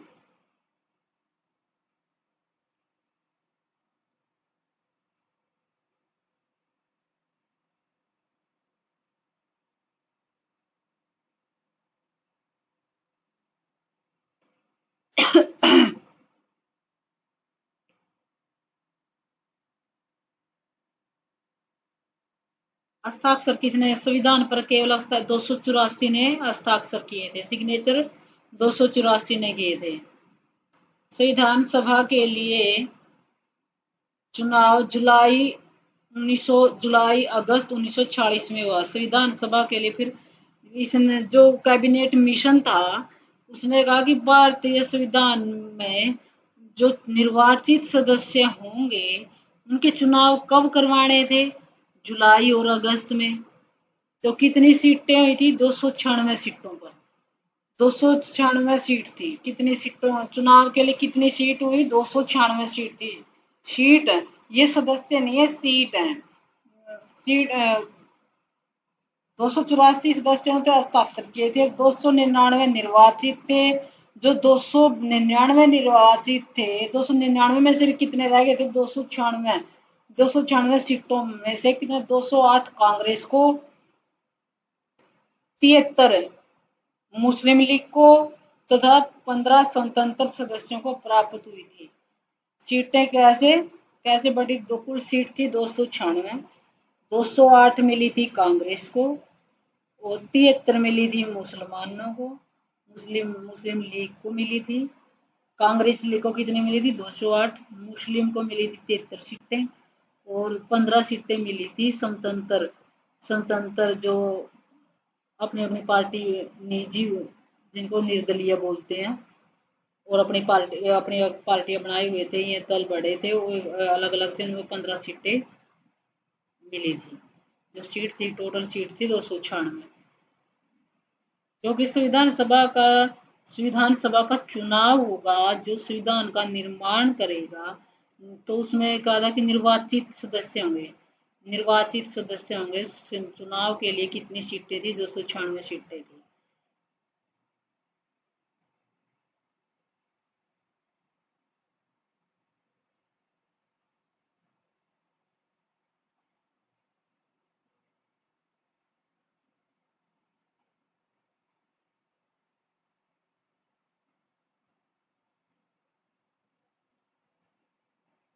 संविधान सभा में ब्रिटिश प्रांतों के 296 प्रतिनिधियों का विभाजन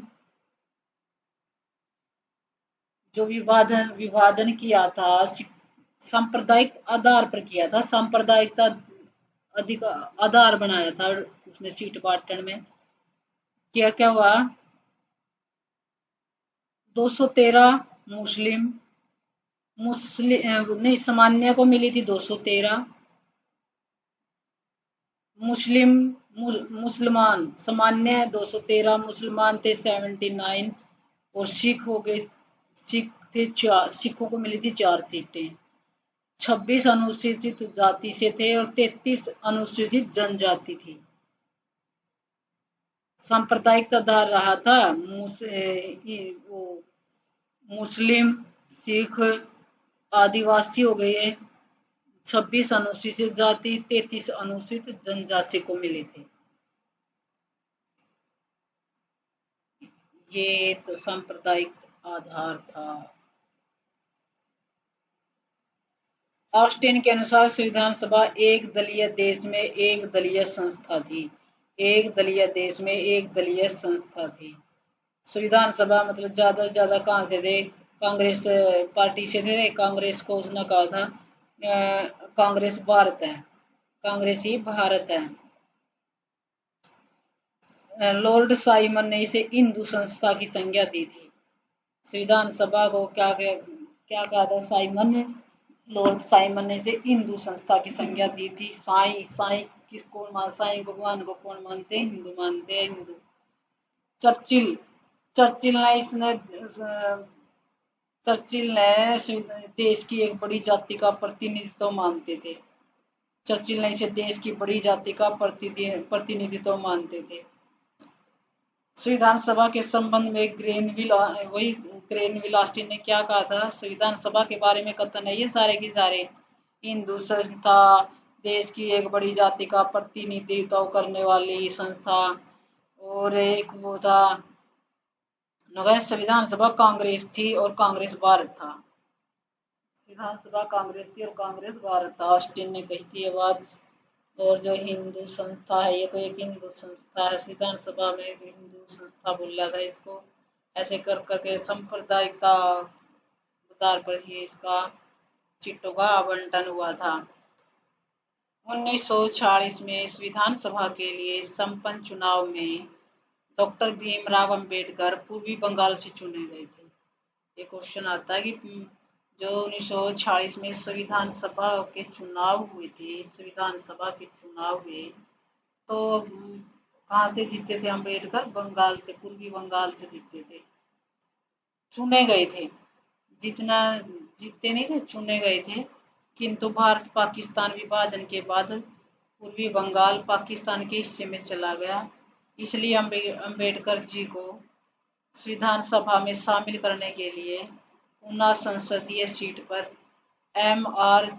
जयकर का त्याग पत्र स्वीकार कर उपचुनाव के माध्यम से अम्बेडकर जी को चुना गया था।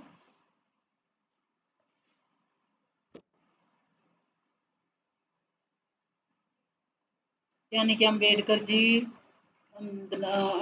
जी कहाँ से आए, क्या था सारा खेल, क्या था ये चुने गए थे। किंतु क्या हुआ, भारत पाक विभाजन के बाद जब पूर्वी बंगाल से उठे कौन, अम्बेडकर बंगाल से उठे थे। बंगाल क्या था, पूर्वी बंगाल पाकिस्तान के हिस्से में चला गया। फिर क्या किया इन्हें इसलिए अम्बेडकर जी को संविधान सभा में शामिल करने के लिए ऊना संसदीय सीट पर चुना तो कहां से गया था, पूर्वी बंगाल के लिए। फिर विभाजन हो गया 1947, उसमें क्या हुआ, विभाजन हो गया पूर्वी बंगाल का। फिर क्या था, पूर्वी बंगाल से चुना गया था। फिर पुन्ना सीट पर जयकर का त्याग पत्र स्वीकार करके उपचुनाव के माध्यम से अंबेडकर जी को उपचुनाव करवाया था। उन्हें जयकर ने त्याग पत्र दिया और उसकी जगह पर उपचुनाव के माध्यम से अंबेडकर को जिताया गया था, उपचुनाव करके जितवाया गया था ताकि वो संविधान सभा में शामिल हो सके। प्रथम बैठक 9 दिसंबर 1946 को दिल्ली में हुई थी, जिसके अस्थायी अध्यक्ष सच्चिदानंद सिन्हा थे। एक प्रतिनिधि 10 लाख लोगों का प्रतिनिधित्व करता था। ब्रिटिश प्रांतों के सदस्यों का चुनाव विधानसभा के निर्वाचित सदस्यों द्वारा एकल संक्रमणीय मत के समानुपातिक प्रतिनिधित्व द्वारा किया जाना था। कौन सी, ब्रिटिश प्रांतों में सदस्यों का चुनाव कौन सी पद्धति से होगा, एकल संक्रमणीय मत पद्धति। आज ये किसके चुनाव में लागू होती है, ये एकल संक्रमणीय मत पद्धति किसमें, राष्ट्रपति के चुनाव में यूज होती है। और जो ब्रिटिश प्रांत थे, ब्रिटिश प्रांतों में भी ये जो राष्ट्रपति के चुनाव वाली विधि है ये लागू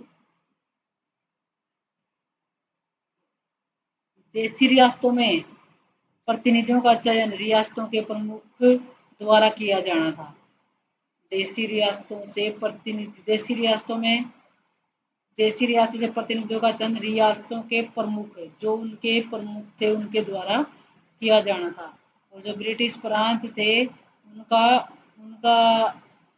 राष्ट्रपति, जैसे राष्ट्रपति का चुनाव होता है ना, ऐसे एकल संक्रमणीय मत पद्धति से। अब देखो कहाँ से क्या क्या निर्वाचित सदस्यों की संख्या, निर्वाचित यानी कि चुनाव लड़ने वाले कौन से थे, कांग्रेस को 208, मुस्लिम लीग 73, यूनियनिस्ट 1, बाकी सबको एक एक है। मुस्लिम लीग 208, 73, 208, ये बाकी सभी ये 8 है स्वतंत्र की पार्टियां। देखो उस टाइम के यूनियनिस्ट शेड्यूल कास्ट, अनुसूचित जाति संघ 1, निर्दलीय से 8, यूनियनिस्ट मुस्लिम, एक ये तो थी, एक तो यूनियनिस्ट थी, एक यूनियनिस्ट मुस्लिम थी। अब इससे भी एक था, एक यूनियनिस्ट इससे भी एक था, और निर्दलीय स्वतंत्र 8 थे। सब में एक एक है। अनुसूचित जाति निर्दलीय, यूनियनिस्ट मुस्लिम, कृषक प्रजा पार्टी 1, सिख गैर कांग्रेसी 1, साम्यवादी 1, कुल हो गए 296 सदस्य।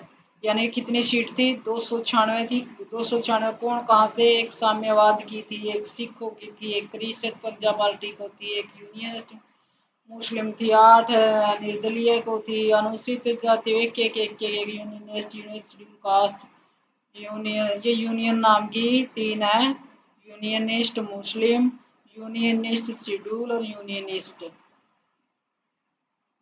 कृषक कृषक प्रजा पार्टी, सिख, गैर कांग्रेस, साम्यवादी।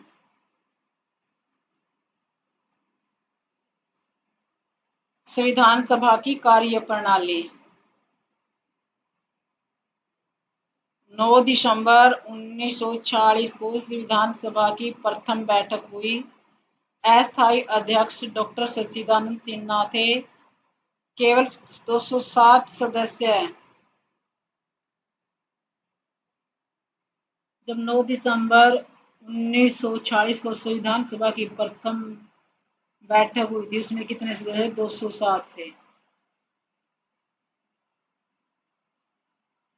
11 दिसंबर 1946 को डॉक्टर राजेंद्र प्रसाद को स्थायी अध्यक्ष बनाया गया था और बी एन राव को संवैधानिक सलाहकार बनाया था।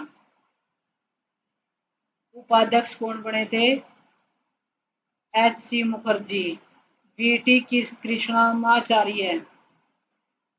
उपाध्यक्ष थे H C Mukherjee, V T Krishnamacharya.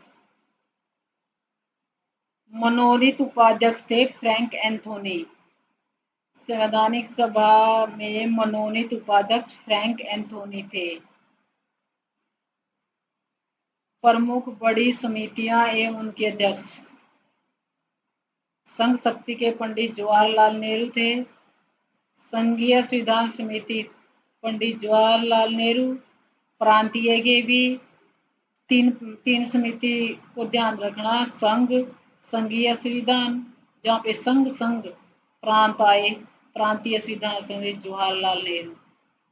मौलिक अधिकार और अल्पसंख्यक समिति सरदार वल्लभ भाई पटेल।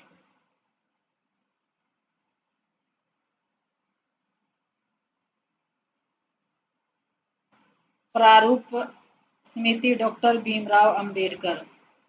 प्रक्रिया नियम समिति राजेंद्र प्रसाद।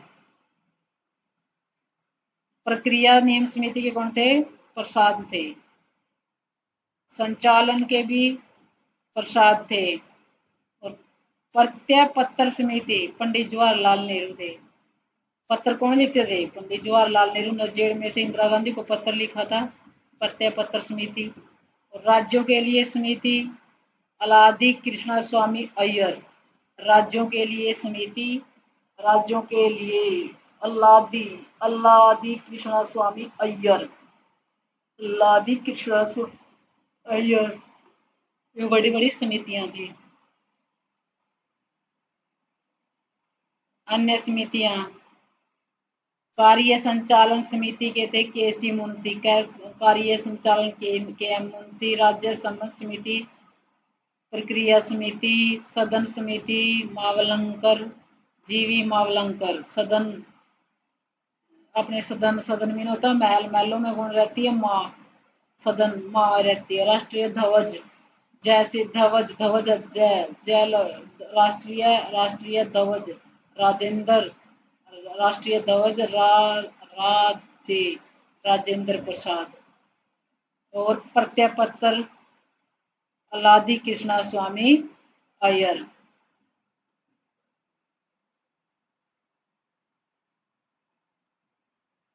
नहीं, प्रत्यय पत्र समिति के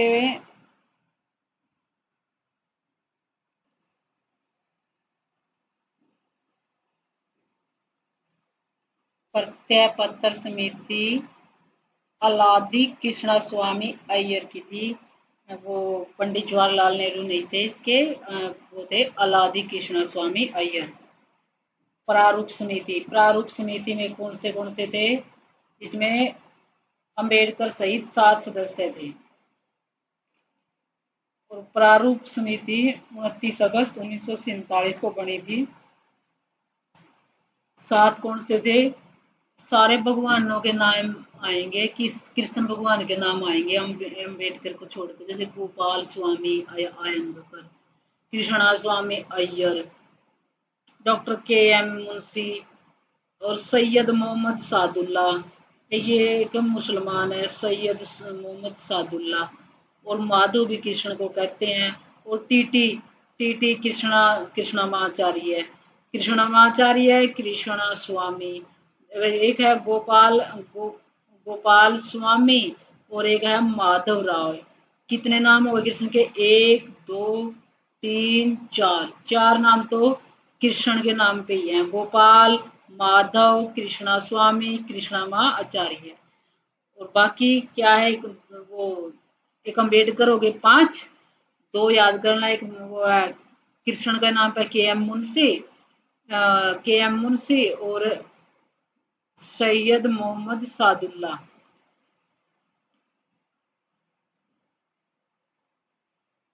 ये जो कृष्णा टीटी कृष्णामाचार्य था, इसका डॉक्टर डीपी खेतान के स्थान पर हुआ था ये डी कृष्ण क्या था, खेतों में भैंस चराता था, गांव खेतों में। खितान, डीपी खेतान, डीपी।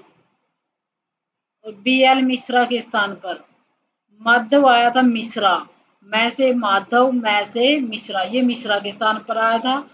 और जो ये है कृष्णामाचार्य है, ये खेतान के स्थान पर आया था। मिश्रा माधव, मिश्रा के स्थान पर माधव आया था और खेतान के साथ खितान के स्थान पर कृष्णामाचार्य आए थे।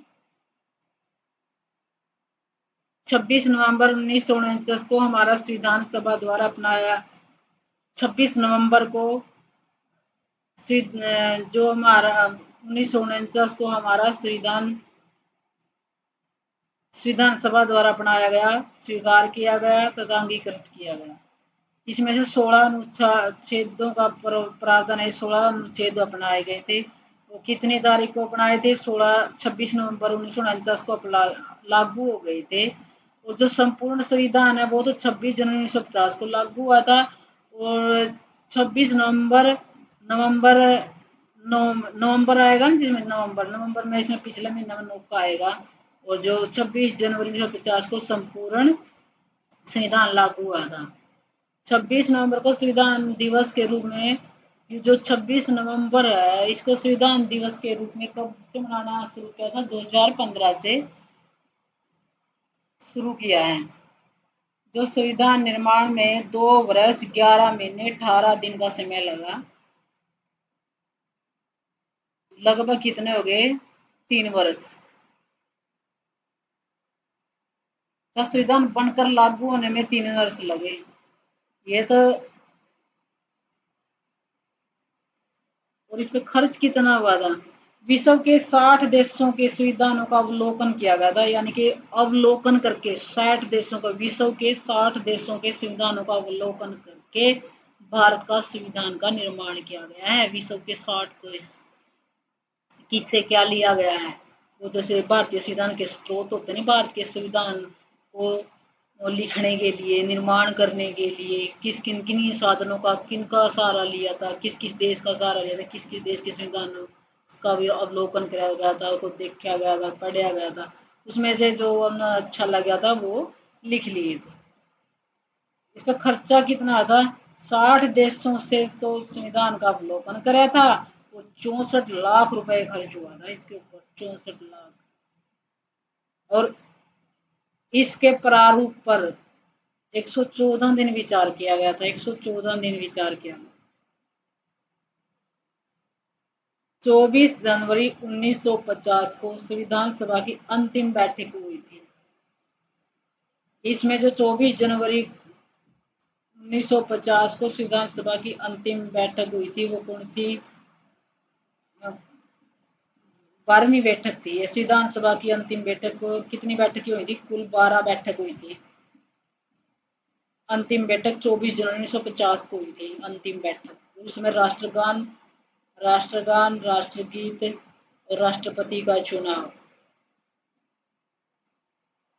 और इस पर जो संविधान था, इस पर 284 बनकर तैयार हुआ था। इस पर 284 संविधान पर 284 बंदों के हस्ताक्षर हैं।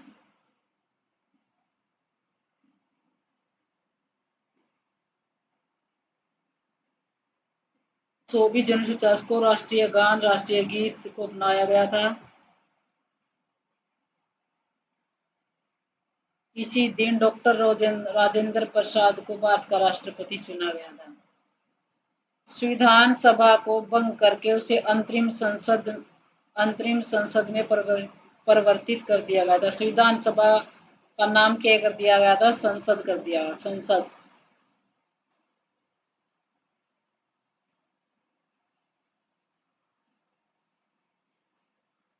22 जुलाई 1947 को राष्ट्रीय ध्वज अपनाया गया था। जैसे ऐसे कुछ ध्वज, ध्वज में क्या है? ज आया हुआ है, जुलाई।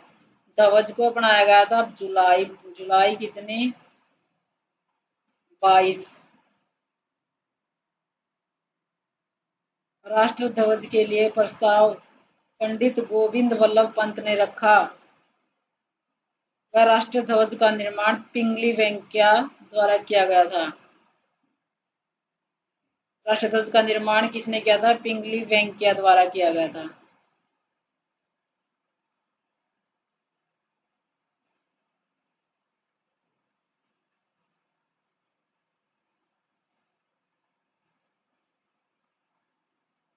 संविधान सभा में कुल 15 महिला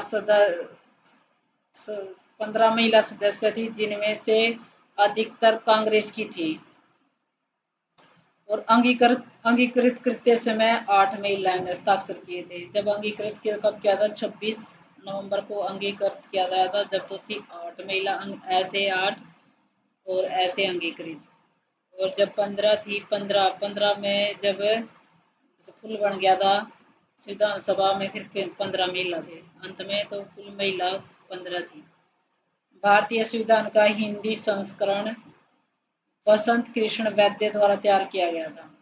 भारतीय संविधान का जो हिंदी संस्करण था, वो हिंदी किसने बनाई थी? हिंदी संस्करण बसंत कृष्ण ने वैद्य द्वारा तैयार किया गया था। भारतीय संविधान को अंग्रेजी में प्रेम बिहारी नारायण रायजादा ने लिखा था। भारतीय संविधान को अंग्रेजी में तो प्रेम बिहारी नारायण रायजादा। अंग्रेजी को याद करने कि अंग्रेजी पढ़ो, ऐसे में क्या है? नर ज्यादा राय देने वाले मिलते हैं। अंग्रेजी पढ़ने की राय ज्यादा देने वाले नर ज्यादा मिलते हैं। अरे हिंदी की बसंत किताब होती है ना, बसंत, हिंदी की भारतीय संविधान का जो हिंदी संस्करण और एक अंग्रेजी संस्करण। अंग्रेजी को पढ़ने की लोग राय ज्यादा देते हैं, और हिंदी की पुस्तक का नाम बसंत है। बसंत हिंदी की जो बसंत पुस्तक है, इसमें कृष्ण वैद्य द्वारा दिया गया था। कृष्ण वेद बसंत के में कृष्ण वेद का कृष्ण वैद्य है। कृष्ण यजुर्वेद का पाठ दिया हुआ है, ऐसे कर सकते हो। हिंदी का संस्करण, हिंदी किताब का नाम है बसंत। और बसंत में क्या है? कृष्ण भगवान की कविताएं मिलती हैं। और प्रेम बिहारी नारायण राय ज्यादा, किसकी राय ज्यादा देते हैं लोग? अंग्रेजी पढ़ने की राय ज्यादा देते हैं। भारतीय संविधान पर चित्रकारी नंदलाल बोस व राम मनोहर सिन्हा ने की थी। चित्रकारी रैसे राम मनोहर सिन्हा। चित्र कैसे थे? इस पे भारतीय संविधान पर चित्र थे पूरे राम मनोहर, पूरे मनोहर चित्र थे। मनोहर सिन्हा और नंदलाल बोस मनोहरी चित्र नंदलाल बोस। केसी वैयर ने भारतीय संविधान को अर्ध संघीय कहा था। केसी वैयर ने भारतीय संविधान को अर्ध संघीय किसने बोला था? जिसके अर्ध अंग होते हैं, वो व्हील चेयर पे चलते हैं, वैयर। भारत का मूल संविधान देहरादून उत्तराखंड में प्रकाशित हुआ था। भारत का जो मूल संविधान है, देहरादून उत्तराखंड में प्रकाशित हुआ था। भारत का मूल संविधान संसद भवन में संरक्षित है, जिसमें करीब 1,17,369 शब्द हैं, और हिंदी में करीब 1,43,000 हैं। विश्व में अमेरिका का प्रथम लिखित संविधान है। लिखित किसका है? अमेरिका का है। और अलिखित किसका है? इंग्लैंड का है। विश्व का सबसे नवीनतम नेपाल 2015 का संविधान है। विश्व में अमेरिका का तो प्रथम लिखित संविधान है और सबसे नवीनतम नेपाल का है 2015। इंग्लैंड आधुनिक लोकतंत्र लिखित लोकतंत्र की स्थापना करने वाला इंग्लैंड आधुनिक लोकतंत्र की स्थापना करने वाला देश है। अब ये भारतीय संविधान सभा के अधिवेशन, ये कितने अधिवेशन हुए थे? 12 अधिवेशन हुए थे। 12 में से इम्पोर्टेंट कर लेना है। एक तो 9 दिसंबर आ रहा था। इसमें क्या हुआ था? संविधान सभा का अस्थायी अध्यक्ष चुना गया था और स्थायी भी बन गया था। स्थायी अस्थायी सच्चिदानंद सिन्हा थे और स्थायी डॉक्टर राजेंद्र प्रसाद को चुना गया था। और एक कर लेना इसमें से चौथा। चौथे में क्या हुआ था?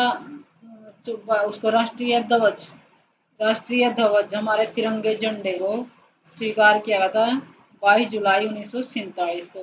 और एक पांचवा, चौथा पांचवा में क्या हुआ था?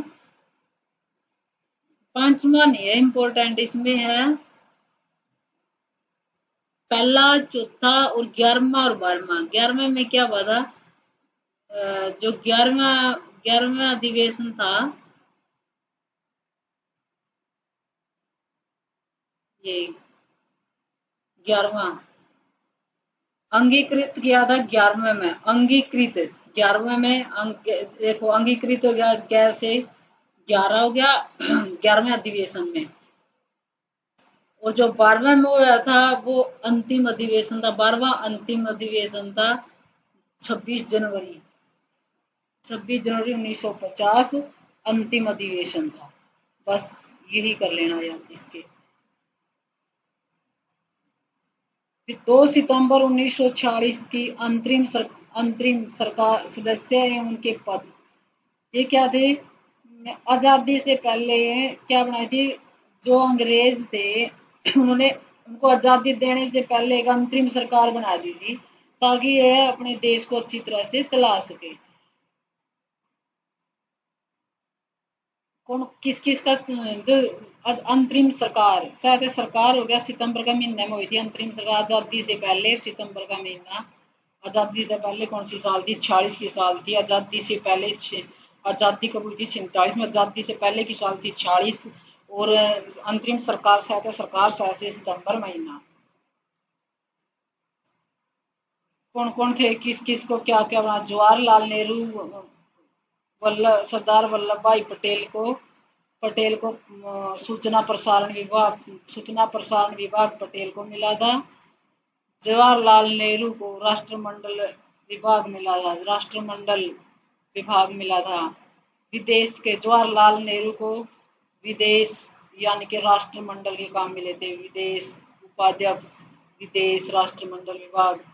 राजेंद्र प्रसाद को तो खाद्य एवं कृषि विभाग दिया गया था। आसफ अली को रेल का परिवहन विभाग दिया था। जगजीवन राम को श्रम विभाग दिया था। सरदार वल्लभ देव सिंह को रक्षा विभाग दिया था। सी.एच. बाबा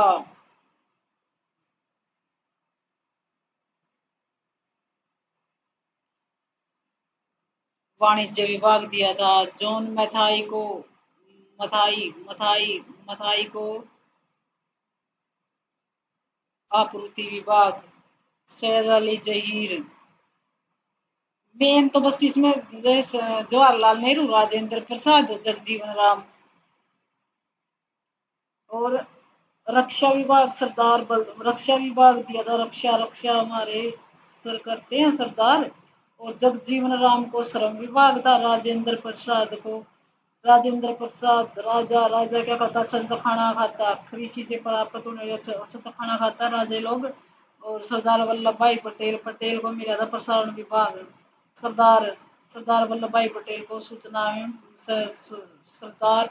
सरदार को सूचना प्रसारण विभाग मिला था। और जवाहरलाल इसमें वह आया, इसमें विदेशी राष्ट्रमंडल विभाग मिला था। और राजकुमारी अमृत कौर, ये महिला प्रतिनिधि सदस्य थी। इसको भी चुना, सिर्फ यह एक चुनी गई थी महिला, राजकुमारी अमृत कौर। मुस्लिम लीग में शामिल होने के बाद जोड़े गए सदस्य हैं। ये कोई ज्यादा वो नहीं है इम्पोर्टेंट, इसके बाद कर लेना। फिर ये स्वतंत्र भारत के बाद प्रथम मंत्री मतलब स्वतंत्र भारत स्वतंत्र कब हो गए थे? 1947 में। तो 15 अगस्त 1947 में किसको कौन सा विभाग दिया गया था? जवाहरलाल नेहरू को। जवाहरलाल नेहरू प्रधानमंत्री बने थे। सरदार वल्लभ भाई पटेल उप प्रधानमंत्री बने थे। प्रधानमंत्री उप प्रधानमंत्री राजेंद्र प्रसाद को वही खाद्य एवं कृषि मंत्री विभाग, और भीमराव अंबेडकर को विधि मंत्री कानून मंत्री बनाया था। भीमराव को विधि मंत्री, अम्बेडकर को कानून मंत्री बनाया था। राजेंद्र प्रसाद खाद्य एवं कृषि मंत्री बनाया था। इसको प्रधानमंत्री और प्रधानमंत्री जवाहरलाल नेहरू, जवाहर और वल्लभ भाई पटेल ये प्रधानमंत्री और प्रधानमंत्री बने थे। जवाहरलाल नेहरू प्रधानमंत्री बना था। वल्लभ भाई पटेल पटेल प्रधानमंत्री बना था। राजेंद्र प्रसाद खाद्य एवं कृषि विभाग मिला था। भीमराव अंबेडकर को विधि और कानून मंत्री बनाया गया था। श्यामा प्रसाद मुखर्जी श्यामा प्रसाद मुखर्जी श्यामा मुखर्जी उद्योग आपूर्ति मंत्री। जगजीवन को वही श्रम विभाग था। पहला शिक्षा मंत्री था। शिक्षा मंत्री मौलाना अबुल कलाम आजाद थे। वित्त मंत्री सन्मुख शेट्टी थे। बलदेव सिंह, जिसमें बल होगा वही रक्षा करेगा। सन्मुख शेट्टी को सन्मुखम, जिसका सोने का मुख होगा उसके पास बहुत वित्त होगा। जिसका सोने का मुख होगा उसके पास बहुत वित्त होगा। जोन जोन किसके जोन मताई जोन किसके बनाते? रेलवे जोन जोन मताई जोनों की मताई रेलवे जोन। बलदेव सिंह को रक्षा मंत्री बनाया गया था। वो भाभा को बनाया था वाणिज्य मंत्री। इसको राजकुमारी अमृत हो गया। अमृत औषधियाँ और स्वास्थ्य अमृत जैसी औषधि से हमारा स्वास्थ्य ठीक होगा। बाबा को वाणिज्य मता जोन होते हैं। रेलवे मंत्री जोन बल, जिसमें बल होगा वही रक्षा करेगा। सोने का मुख होगा वो वित्त वाला बंदा होगा। शिक्षा मंत्री मंत्री मंत्री शिक्षा शिक्षा शिक्षा शिक्षा में हम क्या अब्दुल कलाम आजाद, ये तो सबको याद है। शिक्षा मंत्री पहले शिक्षा मंत्री अब्दुल कलाम आजाद, इसमें कोई ट्रिक की जरूरत नहीं है। कलाम से कक्षा हुई, कक्षा में ज्यादा शिक्षा दी जाती है। जग जीवन राम, जग में क्या करना चाहिए? मनुष्य को परिश्रम और श्रम करना चाहिए। फिर है संविधान सभा की महिला सदस्य है। इनमें सरोजनी नायडू ये सुख प्रांत से थी। सरोजनी, सुचेता, विजय लक्ष्मी पंडित कृपलानी, पंडित पूर्णिमा बनर्जी, बेगम एजाज रसूल और दुर्गाबाई देशमुख। अम्मू स्वामीनाथन दक्षिण मद्रास से। हंसा मेहता बम्बई से। कमला चौधरी संयुक्त प्रांत से। लीला राय बंगाल से। मालती चौधरी उड़ीसा से। 15 थी रेणुका एनी मस्कारेन, ये थी त्रावणकोर कोचिन से। एनी मस्कारेन केरल से हो गया। त्रावण के मतलब त्रावणकोर भी लगा लो, कोर त्रावण मस्कोरन केरल कोचिन हो गया। रेणुका बंगाल। राजकुमारी अमृत कौर मध्य प्रांत से थी। मालती उड़ीसा से थी। ये ऊ आया हुआ है। लीला बंगाल से। मालती उड़ावा है। लीला लीला लीला लीला लील पड़ गया गाल पर। क्या पड़ गया? लीला नील पड़ गया गाल पर। कमला चौधरी संयुक्त प्रांत से थी। ये संयुक्त प्रांत से देखो, संयुक्त में कमला एक सैरासी थी, एक कैरासी। संयुक्त में एक तो सरोजनी और सुचेता और कमला, ये तो संयुक्त प्रांत से थी महिलाएं। मालती उड़ीसा की थी, लीला लीला लीला लीला लीला लीला गाल पर पड़ गया। दक्षिणाय मद्रास से थी, मद्रास से थी दाक्षायणी। और अम्मू अम्मम अम्मू अम्मू अम्मू है, ये भी मद्रास से थी। अम्मू मद्रास से थी, दाक्षायणी मद्रास से थी।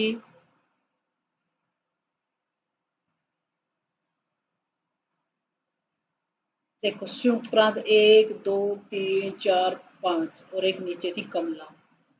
संयुक्त प्रांत, संयुक्त प्रांत रह आया हुआ प्रांत, संयुक्त प्रांत में एक थी रसूल। संयुक्त प्रांत से एक तो रसूल थी, बेगम एजाज रसूल, एक तो रसूल। और सरोजनी सुचेता, पैसे पंडित और पैसे पूर्णिमा। दो राशि तो सै की थी सुचेता और सरोजनी, और एक कै की थी कमला, और एक दो थी पै की, पंडित विजय लक्ष्मी और पूर्णिमा बनर्जी। और एक रह गया परांत रहता रसूल। तीन तो इसमें बैठी हैं और तीन इसमें बैठी हैं, तीन और तीन छह, छह संयुक्त प्रांत का नाम में बैठी हैं, सरोजनी सुचेता और कमला। ये तो तीन तो इसमें आ गई प्रांत में, तीन पैसे पंडित विजय लक्ष्मी और पूर्णिमा बनर्जी, और एक रह बैठा रसूल। ये संयुक्त प्रांतों से थी। जो संयुक्त प्रांत था इसमें भारतीय राष्ट्रीय संयुक्त प्रांत में जो बेगम, ये मुस्लिम लीग से थी, बेगम बेगम एजाज रसूल, ये मुस्लिम लीग से थी। इसमें संयुक्त प्रांत मद्रास और बम्बई, बम्बई वो महाराष्ट्र है महाराष्ट्र में, बम्बई महाराष्ट्र है हंसा मेहता। और जैसे बंगाल गाल गाल पर लीला लीला पड़ गया, दुर्गा बाई देशमुख और अम्मू अम्मू और दाक्षिणाई। दुर्गाबाई दो राशि तो इसे में दुर्गा और दाक्षिणी, और एक अम्मू, ये तीन आई थी मद्रास से। दुर्गाबाई, दाक्षिणी और अम्मू ये मद्रास से थी। हंसा मेहता महाराष्ट्र से थी। कमला चौधरी संयुक्त प्रांत से थी। लीला लीला गाल पे नील पड़ गया, गाल से। मालती मालती मालती पूरा उड़ाव है। और ये अमृत कौन, अमृत अमृत राजकुमारी, अमृत अमृत अमृत स्वास्थ्य मंत्री थी, ये मध्य प्रदेश मध्य प्रांत से आई थी। एनी मस्करोन केरल से थी, केरल कोचीन बोलते, त्रावणकोर था इसका पहले नाम। रेणुका राय बंगाल से थी। दो बंगाल की थी, एक तो रेणु रेणुका और लीला। रेणु के गाल पर लीला लीला पड़ गया, रेणु के गाल पर लीला लीला पड़ गया। ऐसे मेरे को 15 की 15 याद हो गई।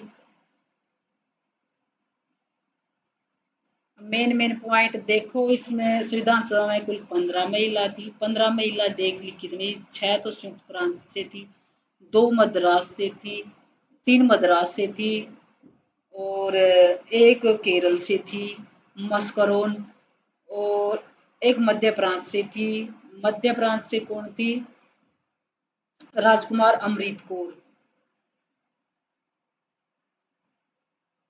महाराष्ट्र से हंसा मेहता थी। 2 बंगाल से थी, रेणुका और लीला।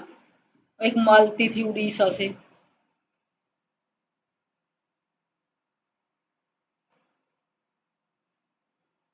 हंसा मेहता कांग्रेस द्वारा बंबई से मनोनयन नामांकित ऑल इंडिया विमेंस, ये अध्यक्ष थी हंसा मेहता, वो मैनों की अध्यक्ष थी।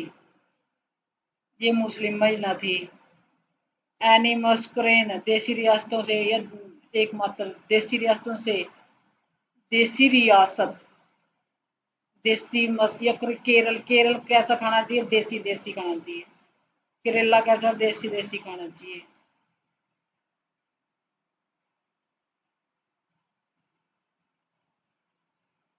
ये संविधान जिन्ना और ये गांधी संविधान सभा के सदस्य नहीं थे। लिखित संविधान यूएसए यानी कि अमेरिका का है। विश्व में संविधान का उद्भव उद्भव मतलब जब संविधान का जन्म है वो ब्रिटेन से हुआ है। अब है संविधान की विशेषताएं। संविधान का कैसा है? लिखित है। भारत का संविधान कैसा है? लिखित है और व्यापक है। व्यापक देखो इसकी व्यापकता अपना विश्व में सबसे लंबा है।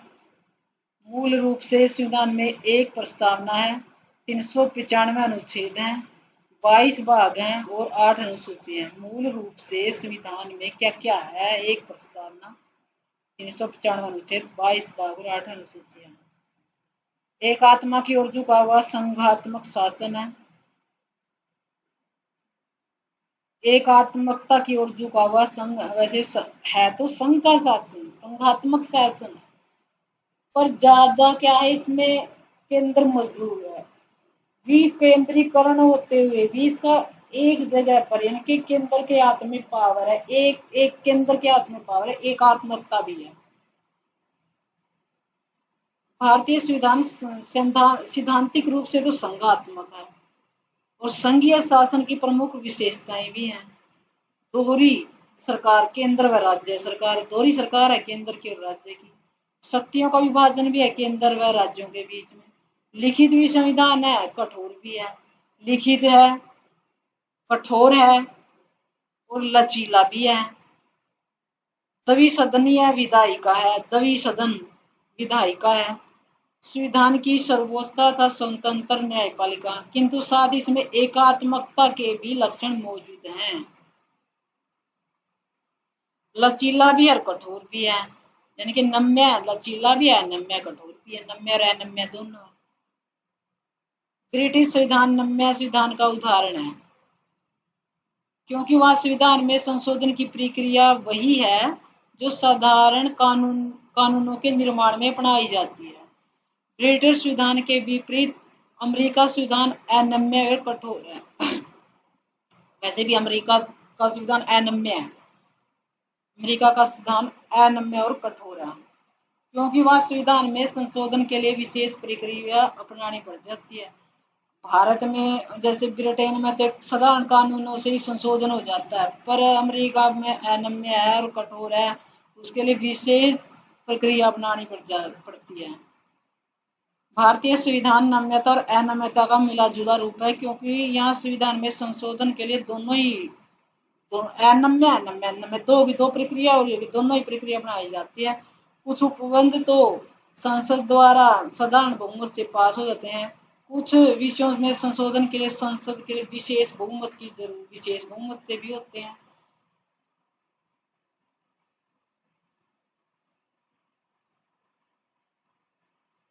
विशेष बहुमत की भी होता है और राज्यों के अनुसमर्थन की भी आवश्यकता होती है। संसदीय व्यवस्था, भारत में संसदीय व्यवस्था को ब्रिटेन से ग्रहण किया गया है। संसदीय शासन में कार्यपालिका अपने कार्यों के लिए व्यवस्थापिका के रूप में प्रति उत्तरदायी होती है।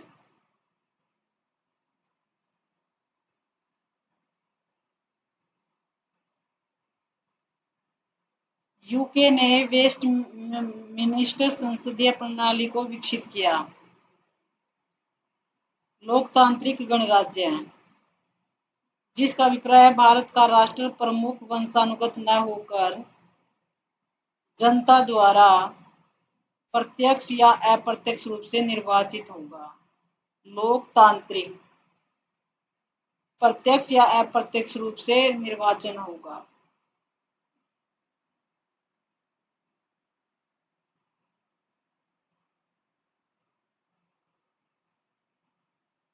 भारत एक लोकतांत्रिक गणराज्य, लोकतांत्रिक गणराज्य की होता है जिसमें जनता का प्रतिनिधित्व होता है, चाहे प्रत्यक्ष रूप से हो चाहे अप्रत्यक्ष रूप से हो। मौलिक अधिकार,